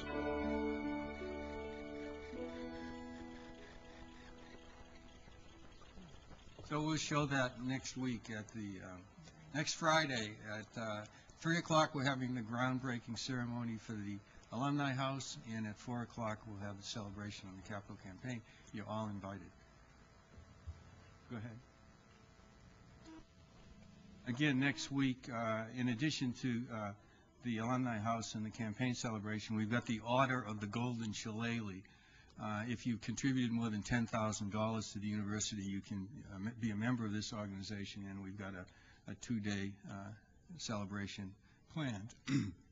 And in May, we've got the Golden Alumni Reunion. These are 50-year graduates of the university. We've done this now for about 5 years. Every year, the group gets larger and younger looking. So maybe there's hope for us all. Go ahead. And last but not least, we've got commencement. We have to break up commencement at this campus now in May because we can't handle the numbers of graduates and their guests. So the graduate ceremony will be Friday evening.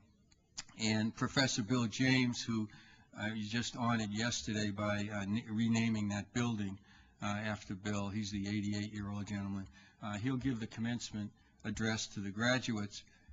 And then the following morning, we have our undergraduate ceremony, and the governor will be our commencement speaker at that ceremony. And he'll take the opportunity, I'm sure, to talk about STEM initiatives and the importance of universities like Missouri S&T to the economy of the state. Thank you very much. Chancellor, it seems like in the face of declining engineering enrollments, you have done a remarkable job on this campus of increasing enrollment in a very quality way. And I assume that while you maxed out right now, you would like to move enrollment forward. As you went through the capital projects that are on the boards right now, I didn't see things that would actually give you additional capacity, if I looked at that correctly. Yes, you're correct. What needs to be done to give you that opportunity to increase capacity and to maintain the kind of high quality that you've risen to in the last few years? Well, first of all, what is it you need? Okay, I can't take credit for the increased enrollment. Jay Goff and his staff deserve the lion's share of the credit. We need more space. We need a classroom building. We need more faculty. We've got this 50% increase in enrollment, and we've got the same size of tenure track faculty that we had 10 years ago. So you need So we need space. We need facilities, and they're expensive. And I don't think we can handle additional students without investing in our faculty and staff. So you need both. What's on the top of your list for capital projects? Well, we have for many years we've had an $80 million capital project that involves new construction and renovation for our chemical engineering, chemistry, and biological sciences. And I was able to show the four new curators the condition of some of the space in that building. But that's $80 million, and I'm afraid is that a renovation though, rather than it's partially renovation, but it would increase facilities. But from the point of view of a relatively inexpensive need, we need a classroom. We need a classroom building. That would be critically important for us, because our classrooms are maxed out for a good part of the week. Part of what we hope to achieve with these capital project forums is to explore, is there going to be a way that we can build academic buildings without the traditional state support of the bonding initiative, and whether it's via new market tax credits or turning them into partial use for commercial and academic, but we don't, absent a funding mechanism or absent a bonding initiative, then what Jack just described were where donors are willing to step forward, but donors typically aren't willing to step into the shoes of what should have been a state obligation to deal with capacity. Well, it's appropriate to run all those traps, no doubt about it. But it seems a shame that we're pulling so hard on the reins to hold back an organization that has so much potential right now. If those other things are not fruitful, maybe we ought to come back. We looked at debt capacity yesterday. Maybe we ought to come back and revisit that for opportunities to increase capacity here on this campus.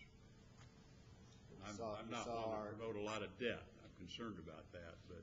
You saw Nikki describe the opportunity we have to, if we're willing to drop a notch, which is, typically 15 basis points of difference, we have a lot of capacity available to us, and the board has held strong in the past, which I have supported, but that will be our question. If the state, and by the way, a state bond initiative might have gotten us a project by campus maybe, so that wouldn't have been the total salvation. So that's why getting creative and maybe being willing to take risk in our own debt capacity, including dropping a credit notch, will be the only way. And we got issues on every campus, Lafferty Hall, we've got classroom space at UMKC, we've got Benton Stadler still in the queue. All of those are classroom space or at a minimum getting up to some base level quality. So bonding will keep pushing on. These capital project forums, first one's in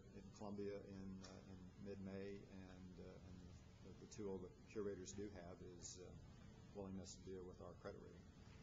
Harry, if you go that route, without revenue stream, then you have to find a way to pay off that debt. That's right.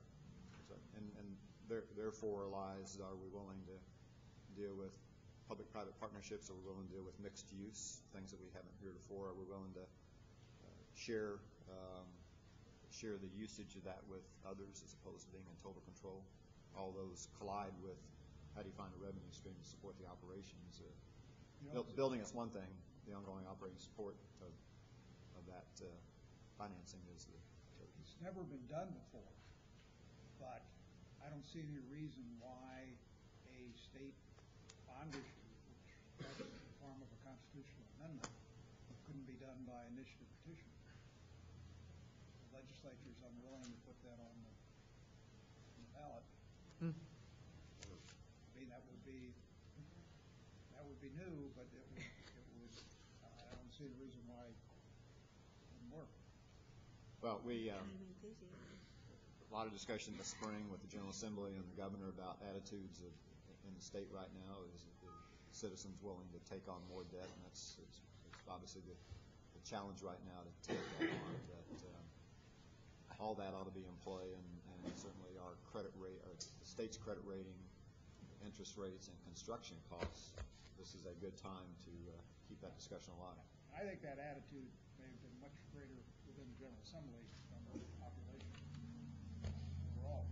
And I don't know if those in other parts of the state noticed, but St. Louis County not only passed half-cent sales tax over the metro, there were 11 different school funding proposals, property tax funding proposals on the ballot, all of which passed in the April election. So there are people that see the need to move the state forward, different issues, different ways, but a higher education bond issue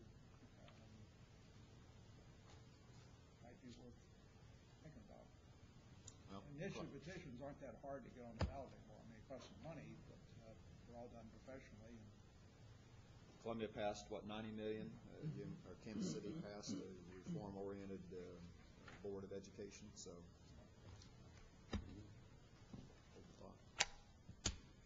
I want to thank all the chancellors today, not only for showing us your challenges, but keeping an upbeat tempo of your enthusiasm and your sense of humor. We appreciate it. We know how hard it is, and we support you as much as we can. That innovative thinking, keep doing it. And hopefully together we'll all come up with some good answers. But thank you, all four of you. Appreciate it. Gary?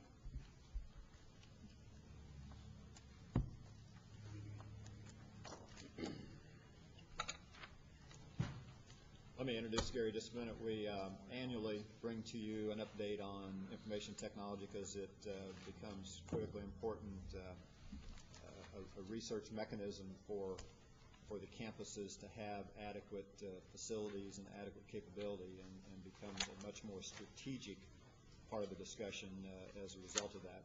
Certainly Gary is up here with an announcement fresh this morning about an expanded role, and he'll make some reference points to that, particularly related to a couple of functions that he currently supervises. Thank you, President Forsey and Board.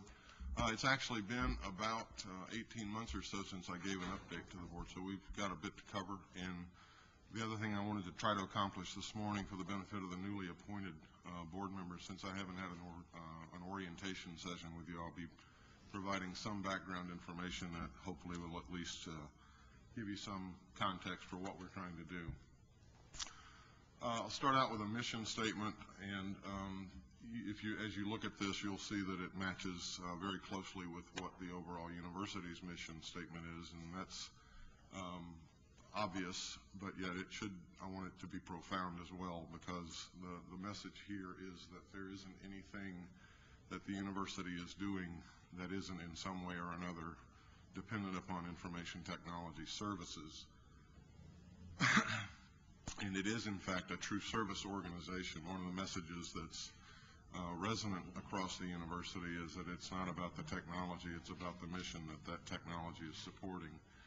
We touch everything, the teaching and learning mission, the patient care mission, the research mission, the outreach mission, the development mission, all of the administrative functions that are responsible for us being able to manage a complex enterprise is in one way or another dependent upon systems, applications, and most importantly, people who are responsible for maintaining technology infrastructure to support those outcomes. At a very high level in terms of organization, we have centrally managed groups in Columbia in terms of the UM-MU groups. Those are the ones that report directly to me. They include the main technology group, which is the division of IT, which is a combination of what a couple or 3 years ago actually represented a campus organization and a system organization, which has subsequently been merged. But it also includes the Library Systems Office, which functions to support 4 main campus university libraries. Mobius, the university, is the host institution for one of the largest and longest existing library consortiums. There's more than 60 libraries in the state of Missouri that work together to leverage their collective resources and provide a unified catalog across the entire state. More than 27 million individual items held in that combined collection, and it's important to recognize that over 2/3 of those are unique items. So they have selected and developed niche collections in each of those libraries to benefit the state as a whole and share those resources across the entirety of the state. Morenet, I'll spend some time talking about the tail end of this presentation. Each of the campuses and the hospital also has a formal centralized IT unit and report to CIOs. And I need to point out in the context of one of the themes for this meeting, while trying to provide our services to the end users both within and beyond the university, all of these units have been likewise subjected to the cost savings and efficiencies that we have been collectively engaged in. Many times the mechanism by which the functional units achieve efficiencies is through the applications of technology, and I wanted to publicly thank the commitment of all of the IT pros across the university system. They do their job best when they're invisible, and they need to be recognized for being able to provide the services and technology support that the functional groups are increasingly dependent upon to achieve the financial savings that we're all being asked to make. For the next couple of slides, I wanted to share with you a couple of areas where we have formal cross-university system-wide collaborations that are operating among the IT groups. And they'll hit themes that you will recognize as being mentioned earlier today or in the course of the discussions about the long-term university strategy. There's a formal learning technologies intercampus committee that's sprung up from actually leadership that was on this campus in the IT organization, where we are doing things that include, for example, preparing and planning for the technology infrastructure that the e-learning initiative that is currently underway is going to require. We are already doing things like sharing hosting of learning management systems. St. Louis campus hosts the learning management systems for both St. Louis and for Rolla. The Columbia campus does the same for both Columbia and Kansas City campuses. We have an active inter-campus network group. We are increasingly interdependent and are leveraging our facilities and our expertise across the campuses. I'll talk more about that in just a minute. One of the good examples of that, though, is that next bullet, disaster recovery, business continuity, and high availability architectures are being deployed. This is how we're responding to the audit findings that were mentioned in yesterday's meeting.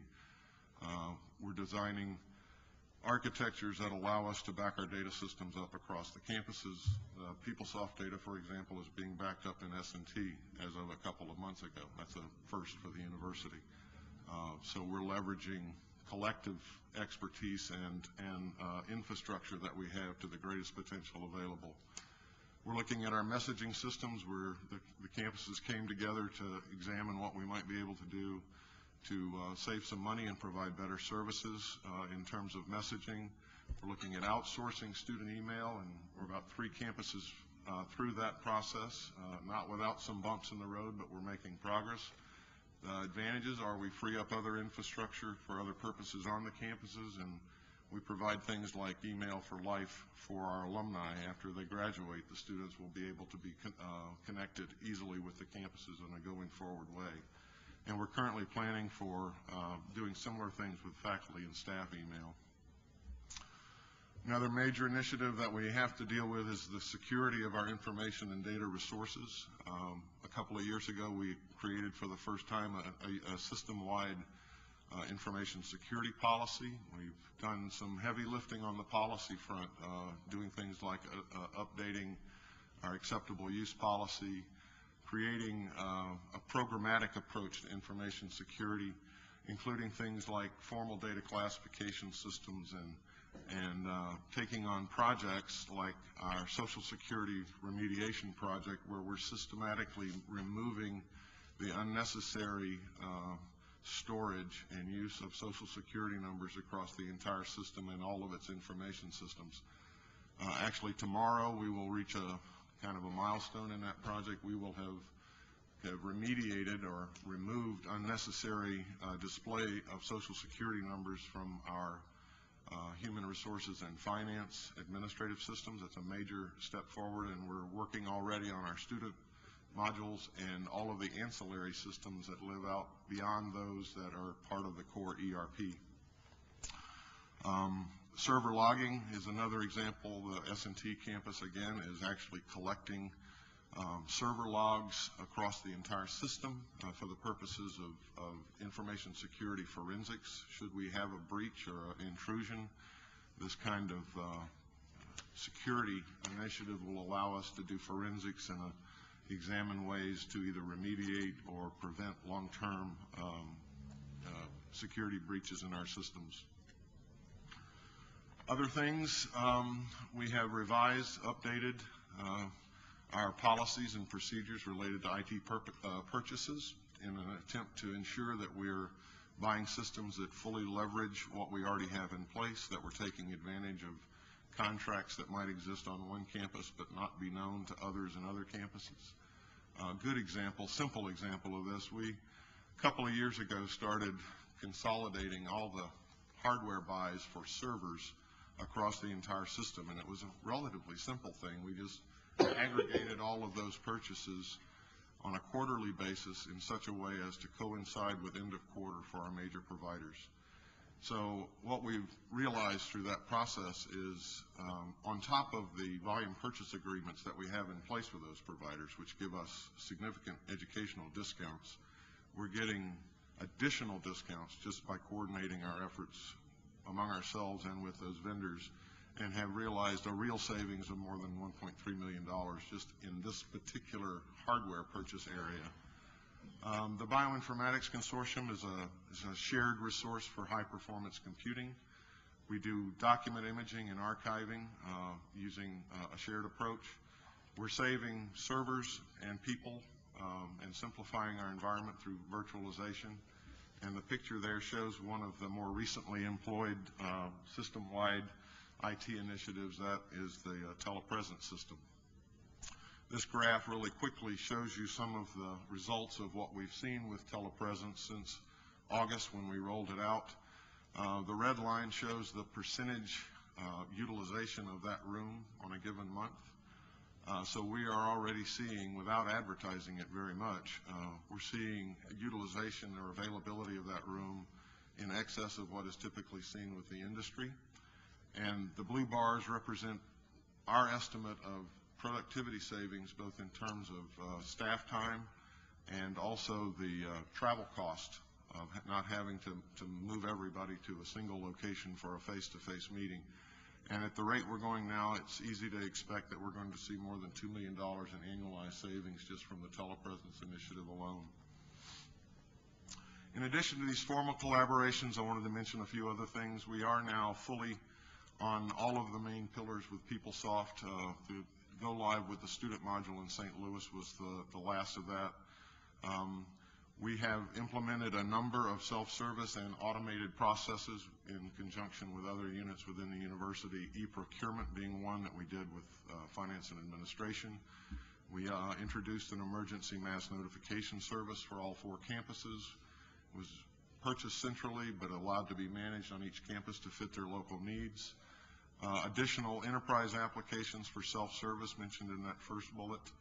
The next generation network is one of the things that has allowed us to do a lot of this, and I'll mention that again in a minute. Last summer we had a happy day when we unplugged our mainframe computer and got rid of all our legacy applications, and were able to move that out of our data center.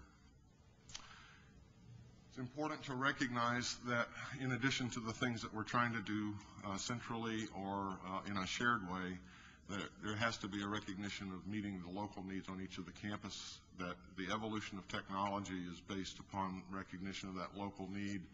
And so there's a number of things. I've provided a slide for each of the campuses just to highlight a few of those things. In Columbia, we are now a few months into a formal partnership with Cerner Corporation, whereby we're outsourcing IT support in our hospital. And that's proving to be already a very productive relationship for both Cerner and the university, as we are developing enhanced IT support around our health sciences groups in the Columbia region. Data center upgrades, I'm not going to go through all of these. At S&T has a couple of items here that the CIOs have provided me: creation of an educational technology group, again in direct support of the e-learning initiative.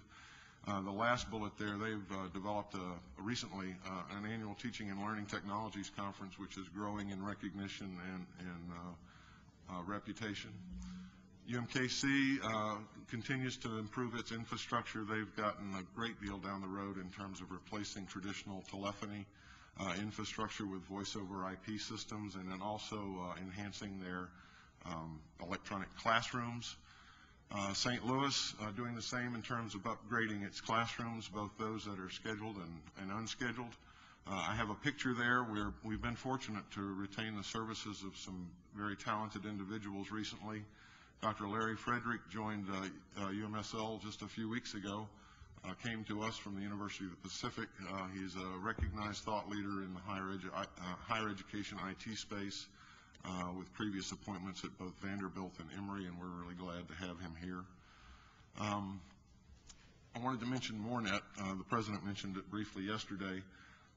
For those that don't fully appreciate MoreNet's relationship to the university, it is an independent operating unit of the University of Missouri system. Actually was created in the early 90s, late 80s, as a result originally of some grant funding. It is funded by both state appropriation, member fees, and E-rate, which is compensation from the federal government for electronic services provided to hospitals, public libraries, and K-12 communities. The governance and oversight is through a MoreNet council, which represents those different constituency groups.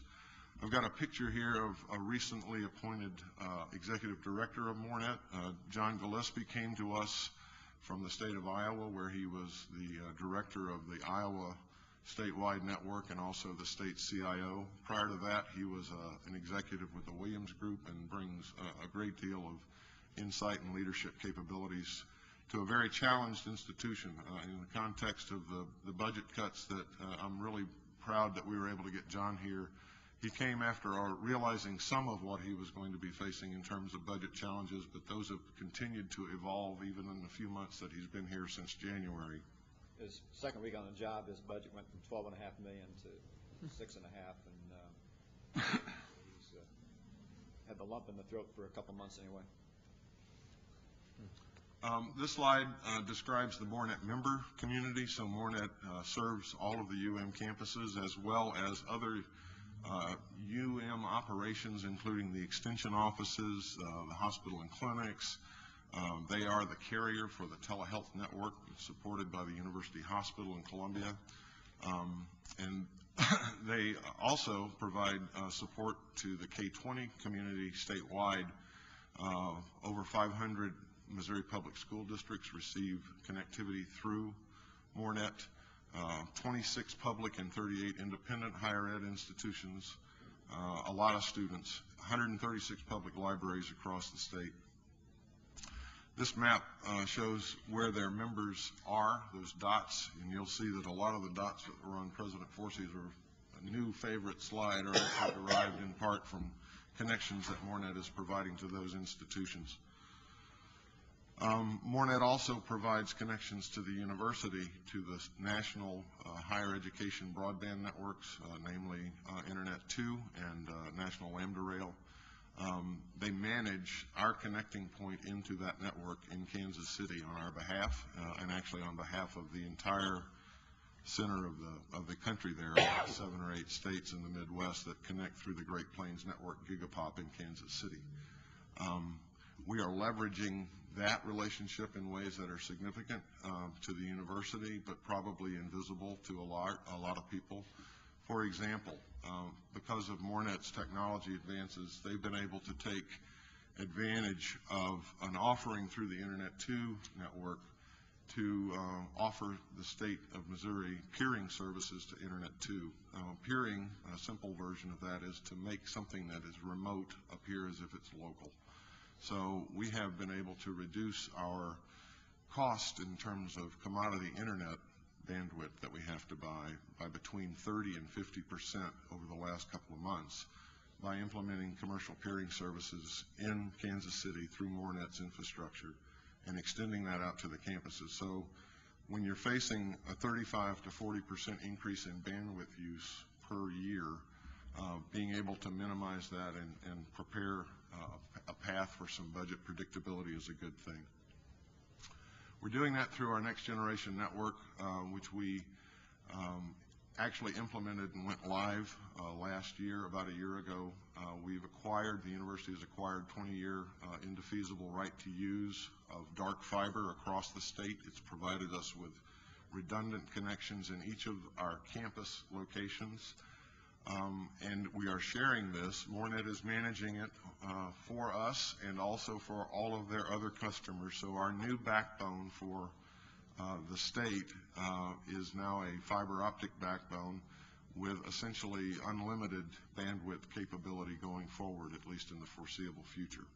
Provides us, again, budgetary predictability and small costs to incrementally increase our use of that network. This is the actual physical map of where that network lives. The blue line shows that NGN network and how it is connecting across the state. The red line represents a new initiative that MoreNet has also been very active in, and that is the federal broadband initiative. So that red line represents a proposed network path. MoreNet has acquired a partner, commercial partner, and proposed to increase a backbone across the state, $85 million project in total, which we will hear about sometime this summer, trying to provide greater connectivity to a broader segment of the state citizenry. This is my last slide. So in summary, our intent here is to try to continue to provide timely and cost-effective services to all of the the university's mission. The trends in IT, again, I can't thank the people that work in this area enough, because it's hard enough to manage the rate of change in IT, much less in the time when you have constraints on resources. The expectations are that we will be always on, that we will be available everywhere, and that we will be 100% effective and efficient in terms of providing that services. It is, in fact, the dial tone model that we're moving towards, expectations of it always being perfect.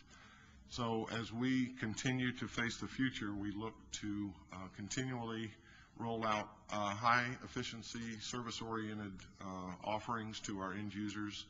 There's going to be a continued emphasis on self-service as people expect to be able to manage things for themselves, for example, managing their own benefits portfolio through services that we would provide.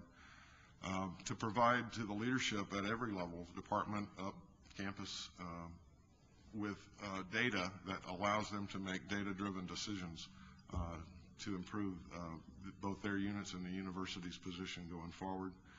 We live in an increasing area, our time of increasing concern related to information security.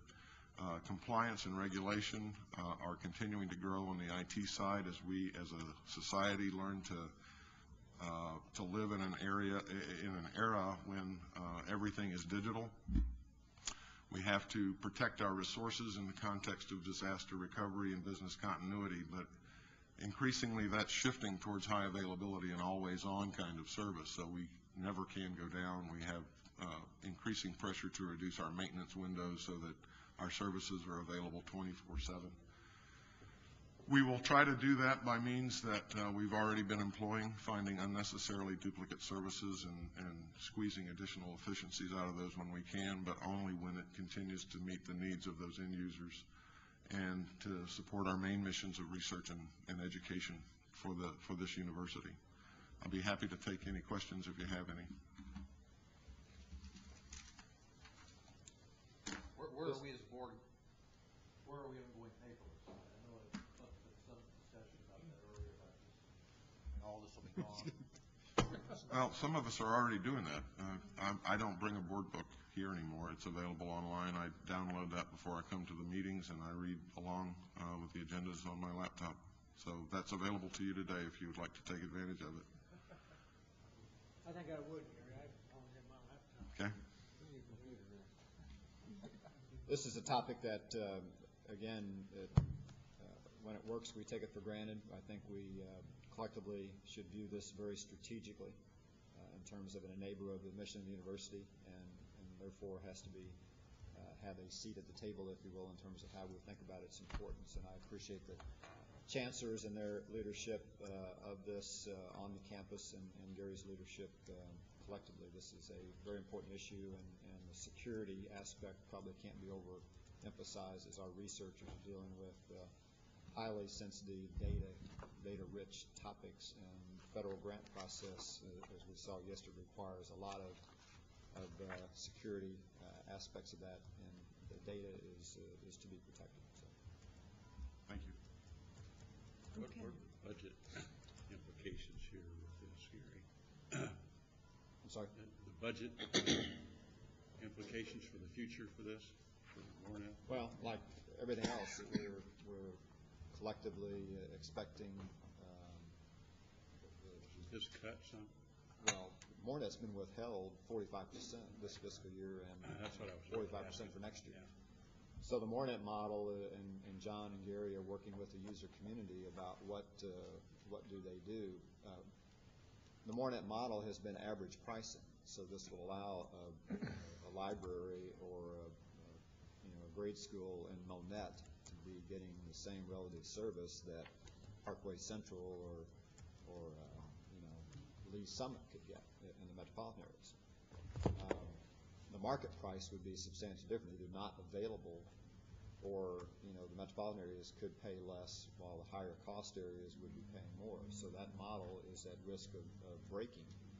And so the user community is working with John and Gary to sort that out, but we run the risk of the lower cost areas, particularly metropolitan, jumping off the network as we potentially have to raise prices to cover this cost gap. before we start cutting service. And so we made it as clear as we can to the state and everybody else that what's at risk here is uncoupling from rural Missouri, because this pricing model has been certainly an average pricing model to the benefit of getting access, broadly speaking, across the state. That's what's at risk. Probably impacts our e-learning initiative, doesn't it? Is that going to affect our e-learning efforts? Could impact our distance because we provide bandwidth. Delta Center we talked about yesterday. Delta Center gets bandwidth. If again that bandwidth is multiple service for local school districts and that gets pulled back, then yeah, the price could go up. It may still be there, but the price could be exorbitant. Okay, ready to go? We got a lot to do. Do you want a break? A 5-minute break? 5 minutes, because we got a ton to do. We do.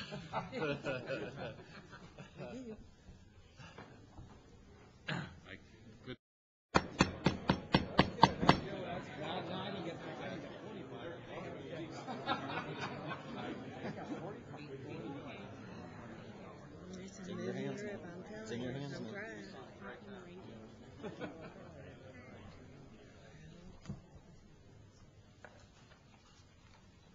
Our next order of business is under consent agenda. We do need to approve what was on the consent agenda. There are 3 items there. I would entertain a motion to approve all 3. Thank you, David. Second? There's a second on the motion. Any discussion? If not, we'll call the vote. Curator Bradley? Yes. Curator Carnahan? Curator Downing? Yes. Curator Erdman? Yes. Curator Frazier? Yes. Curator Good? Curator Haggard? Yes. Curator Russell? Curator Rossinger? Yes. Turn the next business over to Bo, the chair of the Academic Student and External Affairs Committee for a report. Thank you, Madam Chair. The Academic Affairs and Government Relations Committee met yesterday. We had 2 information items. We have 1 action item to present to the board this morning.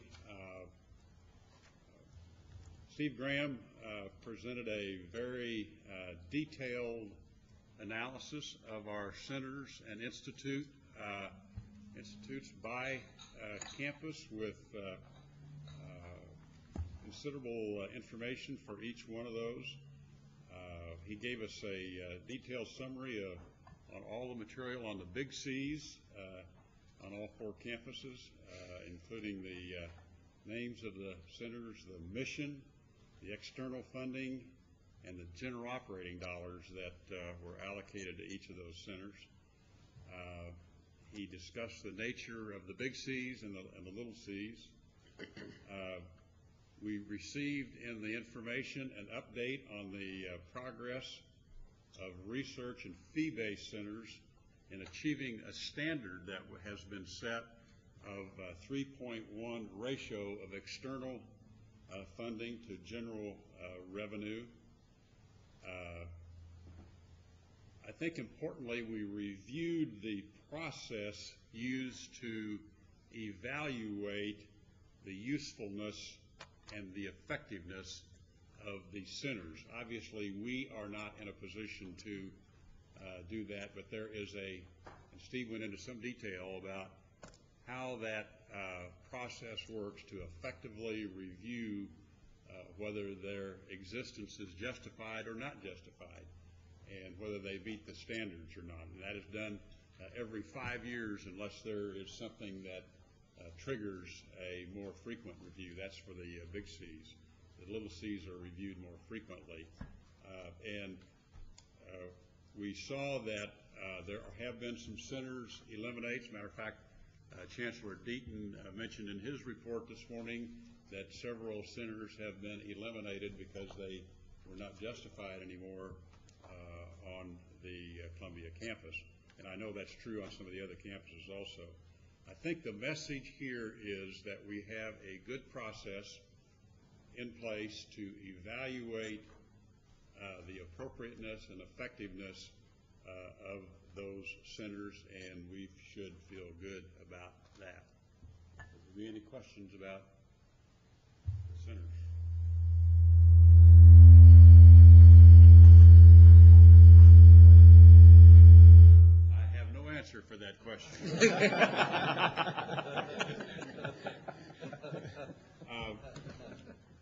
The other information item was from Steve Knorr on government relations, and the President, in his report, really hit the highlights of Steve Knorr's presentation, and I think all of you were here when he gave his presentation, so I'm not going to go through that again. I think the basic highlights, the three that the President mentioned this morning, were the good news is that we are maybe back with our 5.2% cut as of in the budget as of this week.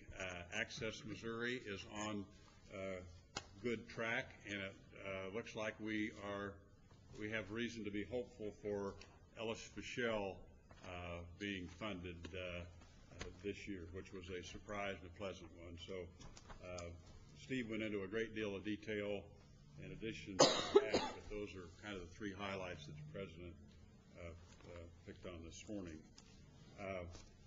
The action item that the board recommends to the full board is the new degree program at UMKC for a Master's of Arts in Teaching.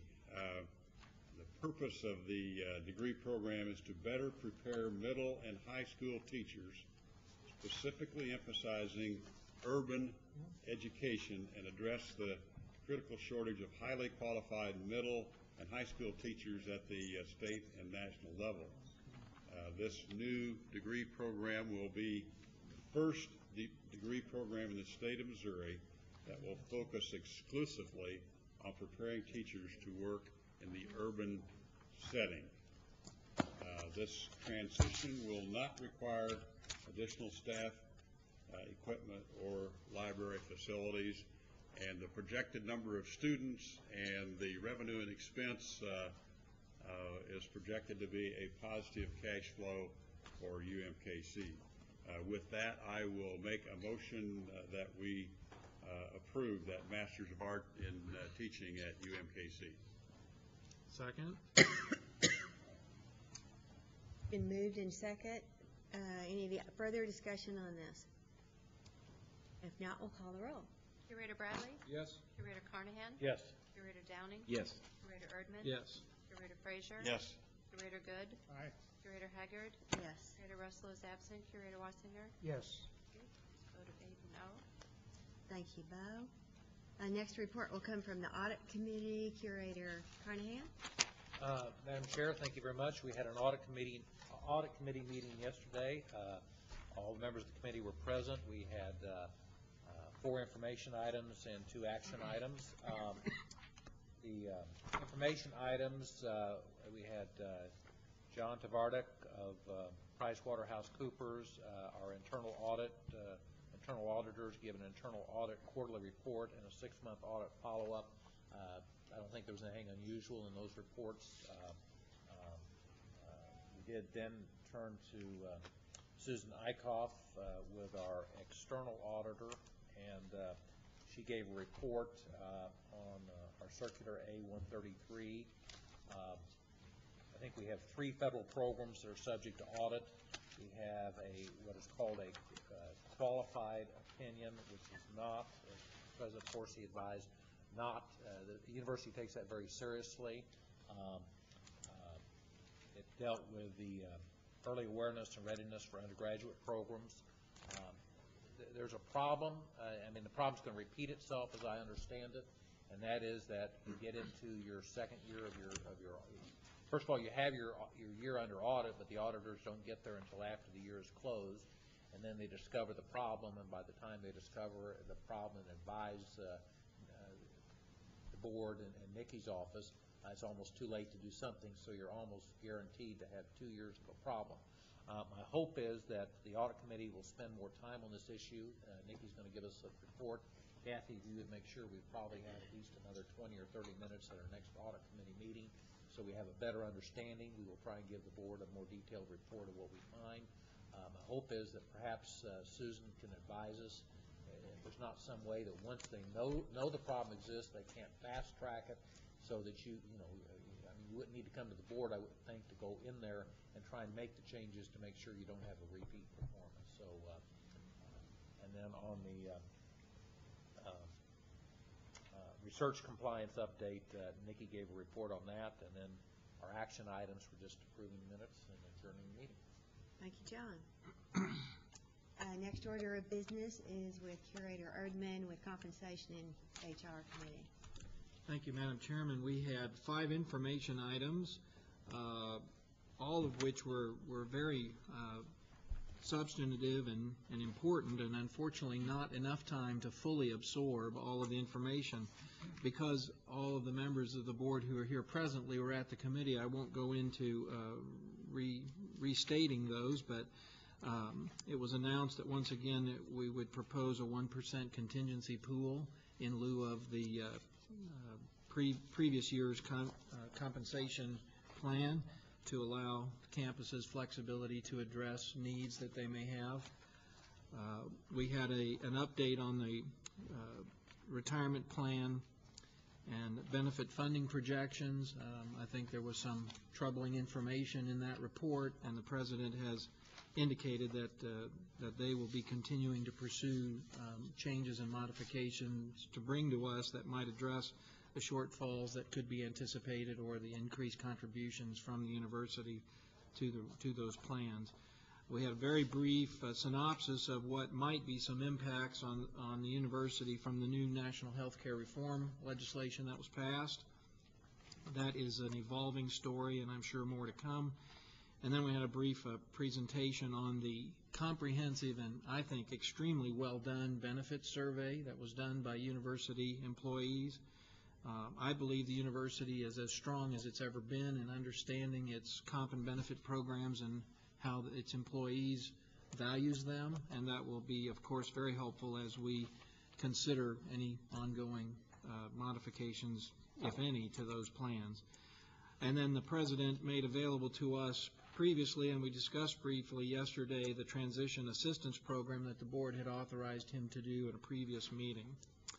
All of those materials are in your book. We have one remaining action item to take up an executive session after adjournment of the public session, and that completes the report of the Comp and HR Committee. Thank you very much. Next is our Finance Committee, and filling in for Doug Russell is Wayne Good.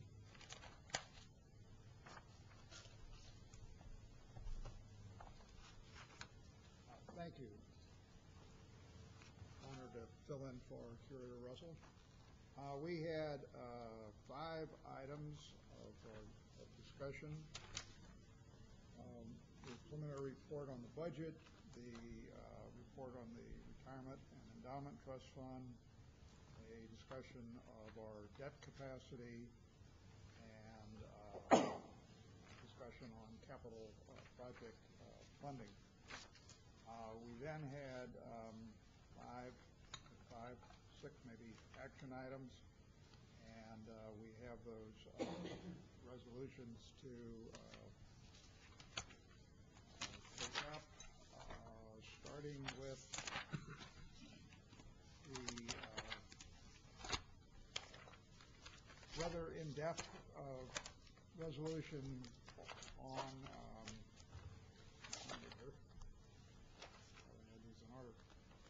tuition and fee increases, those outside of the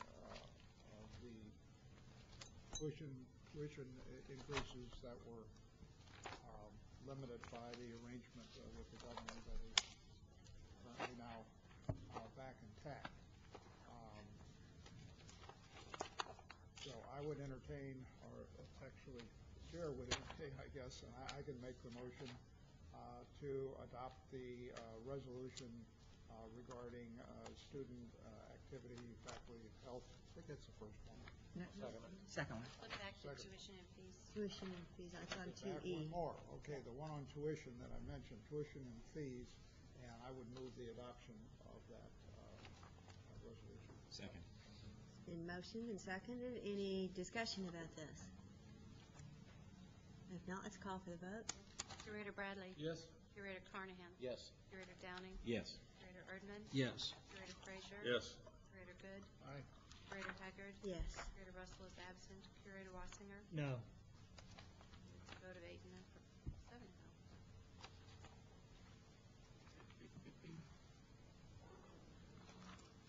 would now go to the next resolution and move the adoption of the resolution regarding student activities, faculty, and health services. Is there a second? Second. Moved and seconded. Any discussion? Call for the vote. Curator Bradley? Yes. Curator Carnahan? Yes. Curator Downing? Yes. Curator Erdman? Yes. Curator Frazier? Yes. Curator Good? Aye. Curator Haggard? Yes. Curator Russell is absent. Curator Wassinger? Yes. Vote 8 and 0. I would move the adoption of the next resolution. It's the resolution regarding the naming of the Student Design Center here at Missouri S&T. So moved. Second. Moved and seconded. Any discussion? Call for the vote. Curator Bradley? Yes. Curator Carnahan? Yes. Curator Downing? Yes. Curator Erdman? Yes. Curator Frazier? Yes. Curator Good? Aye. Curator Haggard? Yes. Curator Russell is absent. Curator Wassinger? Yes. Vote 8 and 0. And the next resolution is another, in this case, renaming of a building here at Missouri S&T. Adoption of that resolution. Motion on the floor. Second. Second. Discussion? Call for the vote, please. Curator Bradley? Yes. Curator Carnahan? Yes. Curator Downing? Yes. Curator Erdman? Yes. Curator Frazier? Yes. Curator Good? Aye. Curator Haggard? Yes. Curator Russell is absent. Curator Wassinger? Yes. That's a vote of 8 and 0. And the last resolution would support the hiring of HMN Architects in Kansas City to design the redesign the 6th and 7th floor of the University Hospital complex. I'll move adoption of that. Second. Discussion?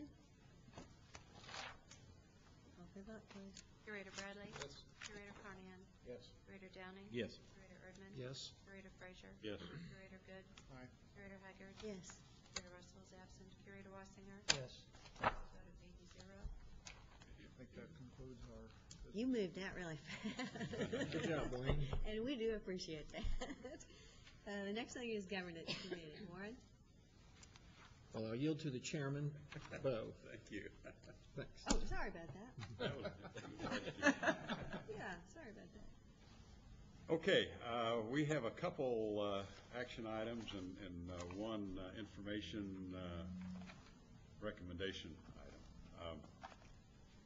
Historically, the Board of Curator meetings have moved around the state to some different locations. However, I think the last time we did that was in '04 and '05. We had a meeting in Springfield and one at the Delta Center, and so we have not done that since that time.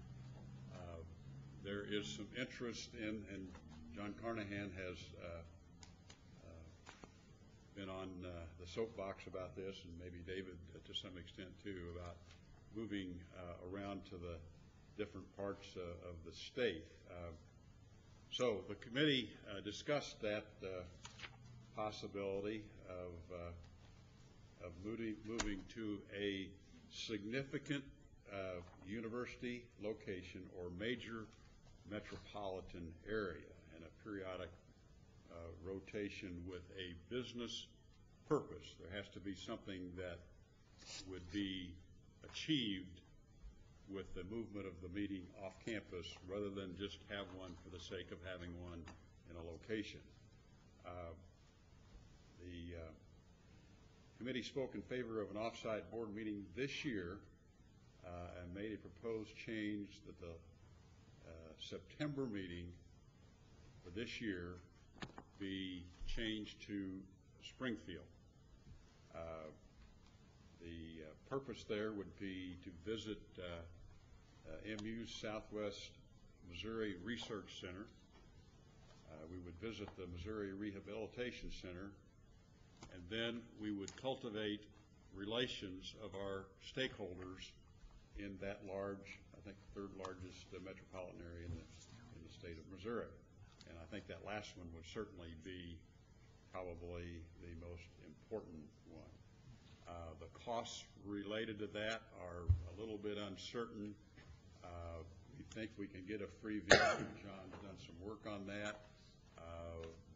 We think that a reception is appropriate, and some people have volunteered to come up with some money to do that. So I think the bottom line is the cost would not be, well, we don't know exactly what they are. I don't think the cost is going to be material and should not be a consideration in this decision. The committee recommends that, and I am going to make the motion that we move the September meeting to Springfield, Missouri. Second. It's been moved and seconded. Discussion. Where would it be held? John, would you address that?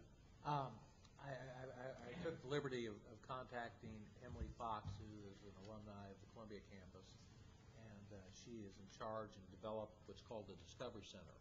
And I believe their facility would be available for a minimal charge, and certainly they would consider waiving it or would get someone to pay it.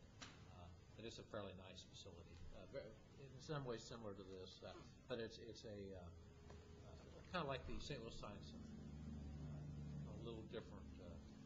Very Hallmark used to have a traveling exhibit, and that's what started it. And then the Junior League of Springfield got behind it, and they took an old building downtown, and now it's a green building. So it's totally green, that LEED certified, and so that in itself is worth a 10-minute quick tour just to understand the cutting-edge technology involved in green technology. And then we'd spend some time traveling from there to these other two facilities? Mount Vernon is what, would you say, Kathy, 45 minutes from downtown Springfield? And that's where I believe both of our other facilities are. I think this is an excellent idea. I think we have a lot of alumni in Springfield and a lot of supporters. And I would hope that we would consider doing one of these in a different location every year. Obviously, future boards can make that decision, but I think this is a great start. We had some discussion about that, Don, and I think the discussion in the committee was maybe every other year, but we can decide that later.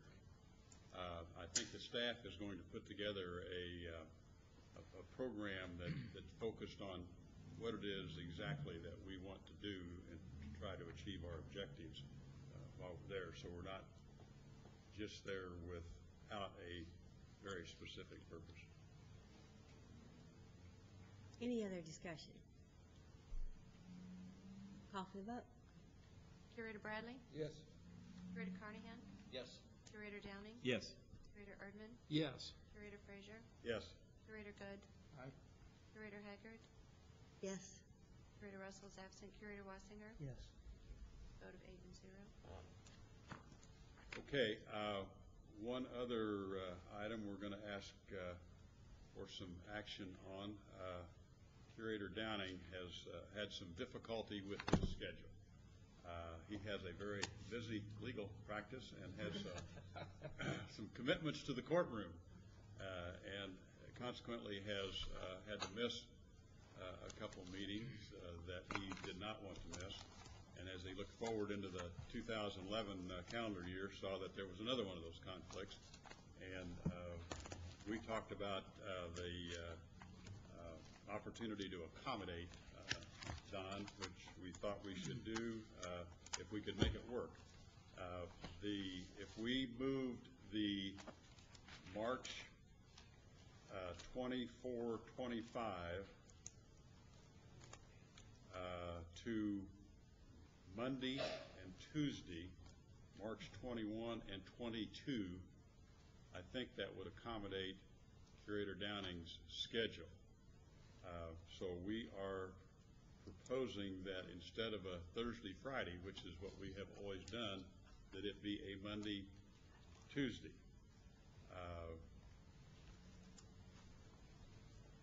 I'm going to put that out there for discussion before I make a motion. Is there anyone that has difficulty if that's going to foul somebody else up? I think we've kind of cleared the deck on that. So Actually, March 24th, 25th would work for me. It doesn't work for the president. Okay. That was the concern about the He couldn't be there. NCAA. Yeah, that's right. That's right. We had a NCAA. April was the... We're anticipating great success in basketball next year. You don't and- want to be responsible for us That's missing right. that. I would like to make a comment, and I appreciate the committee's consideration of my schedule, and it's a very unusual situation for next year. I've talked to several of you about why it's unusual. But I think as an ongoing matter, I think one of the first things we ought to do when we set the schedule for the next year is first contact each of the board members and check their schedules for the next year and try to find blackout dates that anybody has, not just me, certainly for trial dates. Because all of us have things that are unavoidable, maybe not a year in advance like I have, but I think that's the first thing we ought to do. So I appreciate the committee's consideration, and this will work for me. I'd like to make a motion, we adopt that schedule for next year. It won't affect me, but I'll be happy to make the motion. Good job, John. Second? Okay, we have a motion on the floor and a second. Is there any other discussion on that? For clarification, this is this is a change to this last draft. The of 2011. Schedule, the one that goes back to the January 27th, 28th meeting. This is the copy that is in your book. One that's in the book. There will be one change, and that will be Monday, Tuesday, March 21, 22, in place of March 24, 25. Okay. Ready to vote? Curator Bradley? Yes? Curator Carnahan? Yes. Curator Downing? Yes. Curator Erdman? Yes. Curator Frazier? Yes. Curator Good? Aye. Curator Haggard? Yes. Curator Russell is absent. Curator Wassinger? Yes. Vote of 8 and 0. Okay, the Governance Committee brings forth one recommendation that at the annual meeting, which is June of every year, there is included a refresher course by our General Counsel on conflict of interest, our gifts policy, and the sunshine laws. And in addition to that, the Governance Committee, or possibly the Audit Committee, the Audit Committee of the Board will review the Curator's personal financial disclosure forms annually as a business item for the committee at the annual meeting. Now, that is just out there as a recommendation from the Governance Committee. We had great discussion about that yesterday. So, two things: the review of sunshine, gift, conflict of interest, and then maybe the Audit Committee or maybe the full board reviewing the conflict of interest reports. Well, this is Curator Erdman's idea, and it came from the program he went to and came back, and it's certainly something that is dear to my heart, and I certainly believe that it's something we should do on an annual basis, because it all starts at home, and we're going to ask our faculty and our staff to live by certain rules. We ourselves need to make sure that we're familiar with those rules ourselves and trying to apply them to the board.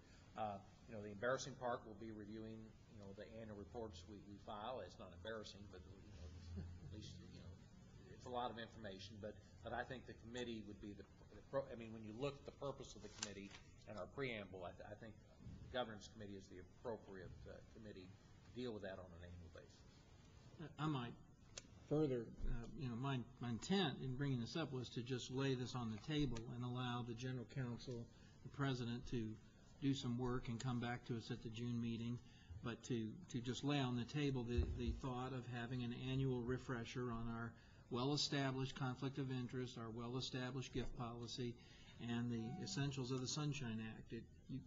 We need to be reminded of those things and to come back to us and discuss how we might accomplish a review of our personal financial disclosure statements, which we all have to file. And my intention was not to adopt an amendment or anything of that sort, but to rather have the University Council examine this and bring forward something in June. Talking in terms of the committee examining each individual curator's financial disclosure statement? That's my suggestion. They're already public records, as I Oh, I understand. know. Yeah. And it's, from my standpoint, a fairly simple one compared to the one I had to file as a member of the Senate, because they let you aggregate a whole bunch of what we couldn't aggregate before. Okay. Steve, are you comfortable with that? I'll be happy to report back in June. Okay. And that would probably start with, like, Steve reviewing each of them, or somebody, or Nikki, and then bringing that to the committee to look at. See if they thought it was fine. Well, that's something we can take up, but my thought was that they would look at this and recommend a process. My own view is it's a board responsibility. Well, ultimately, yeah. But that would be to be determined. Well, it could be a full board, it could be a governor's committee, it could be audit committee. Well, and to go back to the way we're operating, which was how we kind of started when I first came on the board, then we tried a different system, now we reverted back to the system of 5.5 years ago, and that is our committee meetings are basically full board with a few exceptions, which seems to be, work well, because it shortens this part of the meeting because we've all sat in on the committee meeting. So you can look at it that way too. Well, Don and I talked about this last night or this morning. Tell me if I think Don and I are in agreement on it. To the extent these committee meetings can be off-cycle, not so we're 9-person committees again. I think Don has an interest, I think, in digging into the trees a little bit more than just support, because you get rushed, everybody's rushed to get to a cocktail hour. So just in reviewing this stuff, I don't know, the governance committee meeting can flush that stuff out before the meeting, because frankly, these meetings are exhausting. You turn it into 9-person committees. Don, what are your thoughts on that? Well, yeah, I'm thinking we could vary it, but I think at least once a year, each of the committees need to have an off-cycle meeting. I think Warren's committee had such a meeting last year. And I just think at least once a year the committee ought to dig deeply into the trees and schedule a more lengthy meeting than we have time for during these sessions. So I would be open to that and open to changing the way we do this. But I think sometimes, John, I think you're right. It certainly shortens the entire board meetings, and so we want to try to get the benefit of both systems if we can. Well, and the rule always is, though, if there's a committee meeting off-cycle or whatever, any board member can always attend. So we'll always get notice of it. But having been in both systems, this one seems to be working pretty well now. But when you have an important agenda item, you probably do need to go off-cycle. And it's really, there should be up to the board chairs or committee chairs to describe. They should be able to look at what they want to accomplish, and if it's going to be over an hour, or so, show some initiative and schedule. Get your committee together and schedule the thing off-cycle, and contact Gary and his team and tell them we think we ought to have this committee meeting off-cycle because we got 3 hours worth of stuff we'd like to discuss. We're not going to get to it all, or if we do get to it all, it's going to run everything else over. So I think it's incumbent upon the committee chairs to do that. Well, I think when that's done, if possible, I'll do it with the video conference link. That's the main place for the meeting, but at least for other members to get in on the video conference link. Well, we're going to have to schedule in advance, as Dr. Allen has shown us. It's already being utilized 50%. Well, either that or we need to establish a priority. No, I'd like to. It's not that big a deal for Doug and I to come up to Raleigh and use the facility. Or we can use one in Image. Okay, Madam Chair, that I think concludes the report for the governance. We don't need a motion on that. We just are going to do that. You're going to come back to us. Okay. I'd like to recommend that if you haven't, you look through this AGB report that's in that part of your committee meeting. It's really good information. A lot of things that we've talked about as years have gone by, their recommendations are right here. So that's something for everybody to take home and really look through and stick with, and if you have questions on it, bring it back to us. We go now to general business. Are there items that you'd like to bring up for good and welfare? Yeah, last night I was contacted by a former student representative, Tony Lukemeyer, about one of our schools, important school in the university, and we are hearing Tony and the students loud and clear. I've talked to Gary Forsey, and again, I know people like to downplay the U.S. News and World Report, but it's important to both students and their families, and I talked to Tony, and I think Gary's taken the bull by the horns and is going to address some issues that I think some students have some concerns about, so I did want to publicly let them know that we're hearing them. What concerns are coming up? Well, Unless you don't want to go into that. I'll go into details. I mean, it's in this morning's paper. So, U.S. News and World Report either, I don't know if it's actually come out or was leaked or something about one of the schools dropping significantly in the U.S. News, and apparently it's caught the attention of the students within that school, and they saw it, as I understand. That's not the campus, and it's just one of the professional schools. One of the professional schools. Saw an emergency meeting with the dean because they were that concerned about the effect of dropping that significantly on the rankings. So I don't know why it did. I don't know any of the details. I was getting a call during dinner last night from Tony Lukemeyer. I don't know any of the details, other than they're very concerned about it. And that school was mentioned in the paper? Yes. What was it? MU's Law School.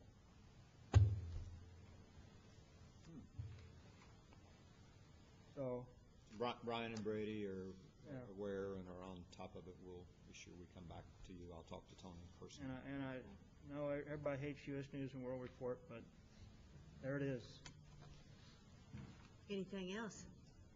If you'll notice in your book, you have the agenda draft for the next meeting, which is June 10th and 11th. Look through that for your information. The next order of business is a recommended action that we have here, recommended by President Forsey, and we need a motion there that the following resolution for Mike Payton at his retirement be approved. If you'll look at that in your book, I would entertain a motion to that effect in a second, and then we'll ask Mike and his wife to come to the podium and we'll read the resolution. Second. Call for the vote.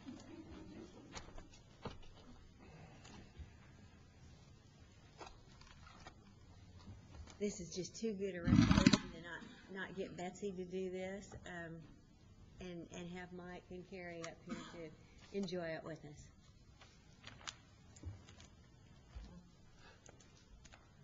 Thank you. It's my pleasure to read this, and we know that jobs like this often take a family commitment, so we appreciate you being here as well, Carrie. This is an action that I'm very pleased to bring forward to the board, so I'll read it to you. Whereas Michael J. Payton, a.k.a. Mike, is a man of great integrity who has been employed by the University of Missouri for more than 39 years.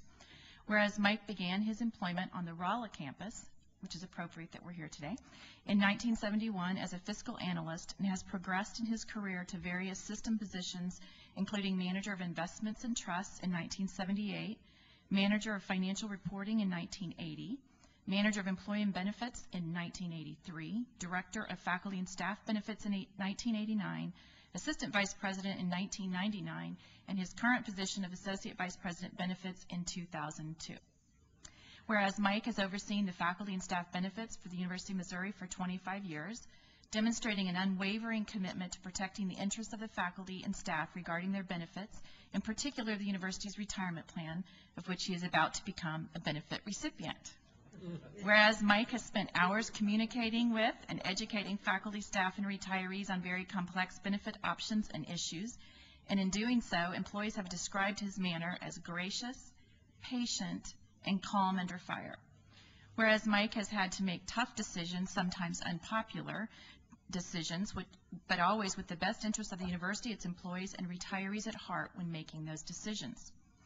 Whereas Mike rubs the top of his head when he is thinking hard, and having observed the effect of this habit, the university wishes to express its appreciation to Mike for 39 plus years of hard thinking.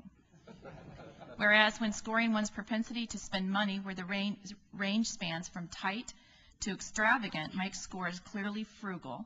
The university is indebted to Mike for developing efficient benefit programs that spend university, employee, and retiree money wisely.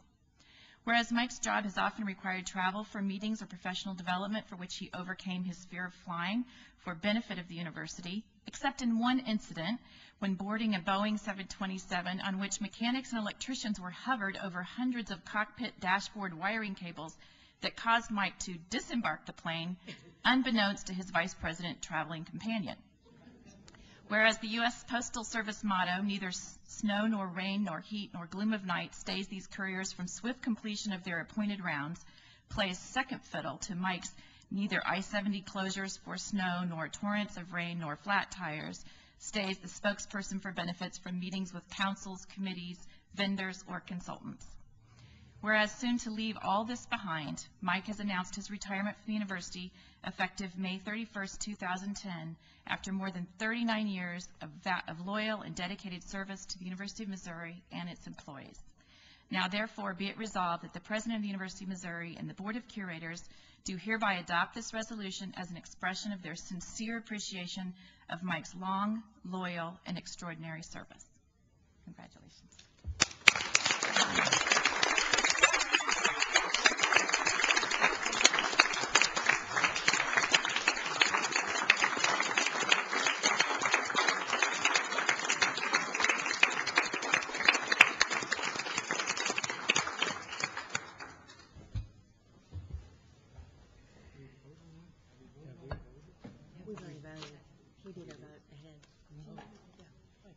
At this time, we... You think they're good? Oh, we did the motion in a second, okay. We need a motion in a second. We did it? We just voted. We just need a vote. Curator Bradley? Yes. Curator Carnahan? Yes. Curator Downing? Yes. Curator Erdman? Yes. Curator Frazier? Yes. Curator Good? Aye. Curator Haggard? Yes. Curator Russell is absent. Curator Wassinger? Yes. It's a vote of 8 and 0. We're going to close our meeting now and go into executive session, but we have to do a press conference first, so hang around. We'll come back. The board should go to the Silver and gold room. And we'll be there in 10 minutes. There are lunch boxes next door if anyone wants anything. For all of our guests in the room, there are lunches next door. You want to grab before you go?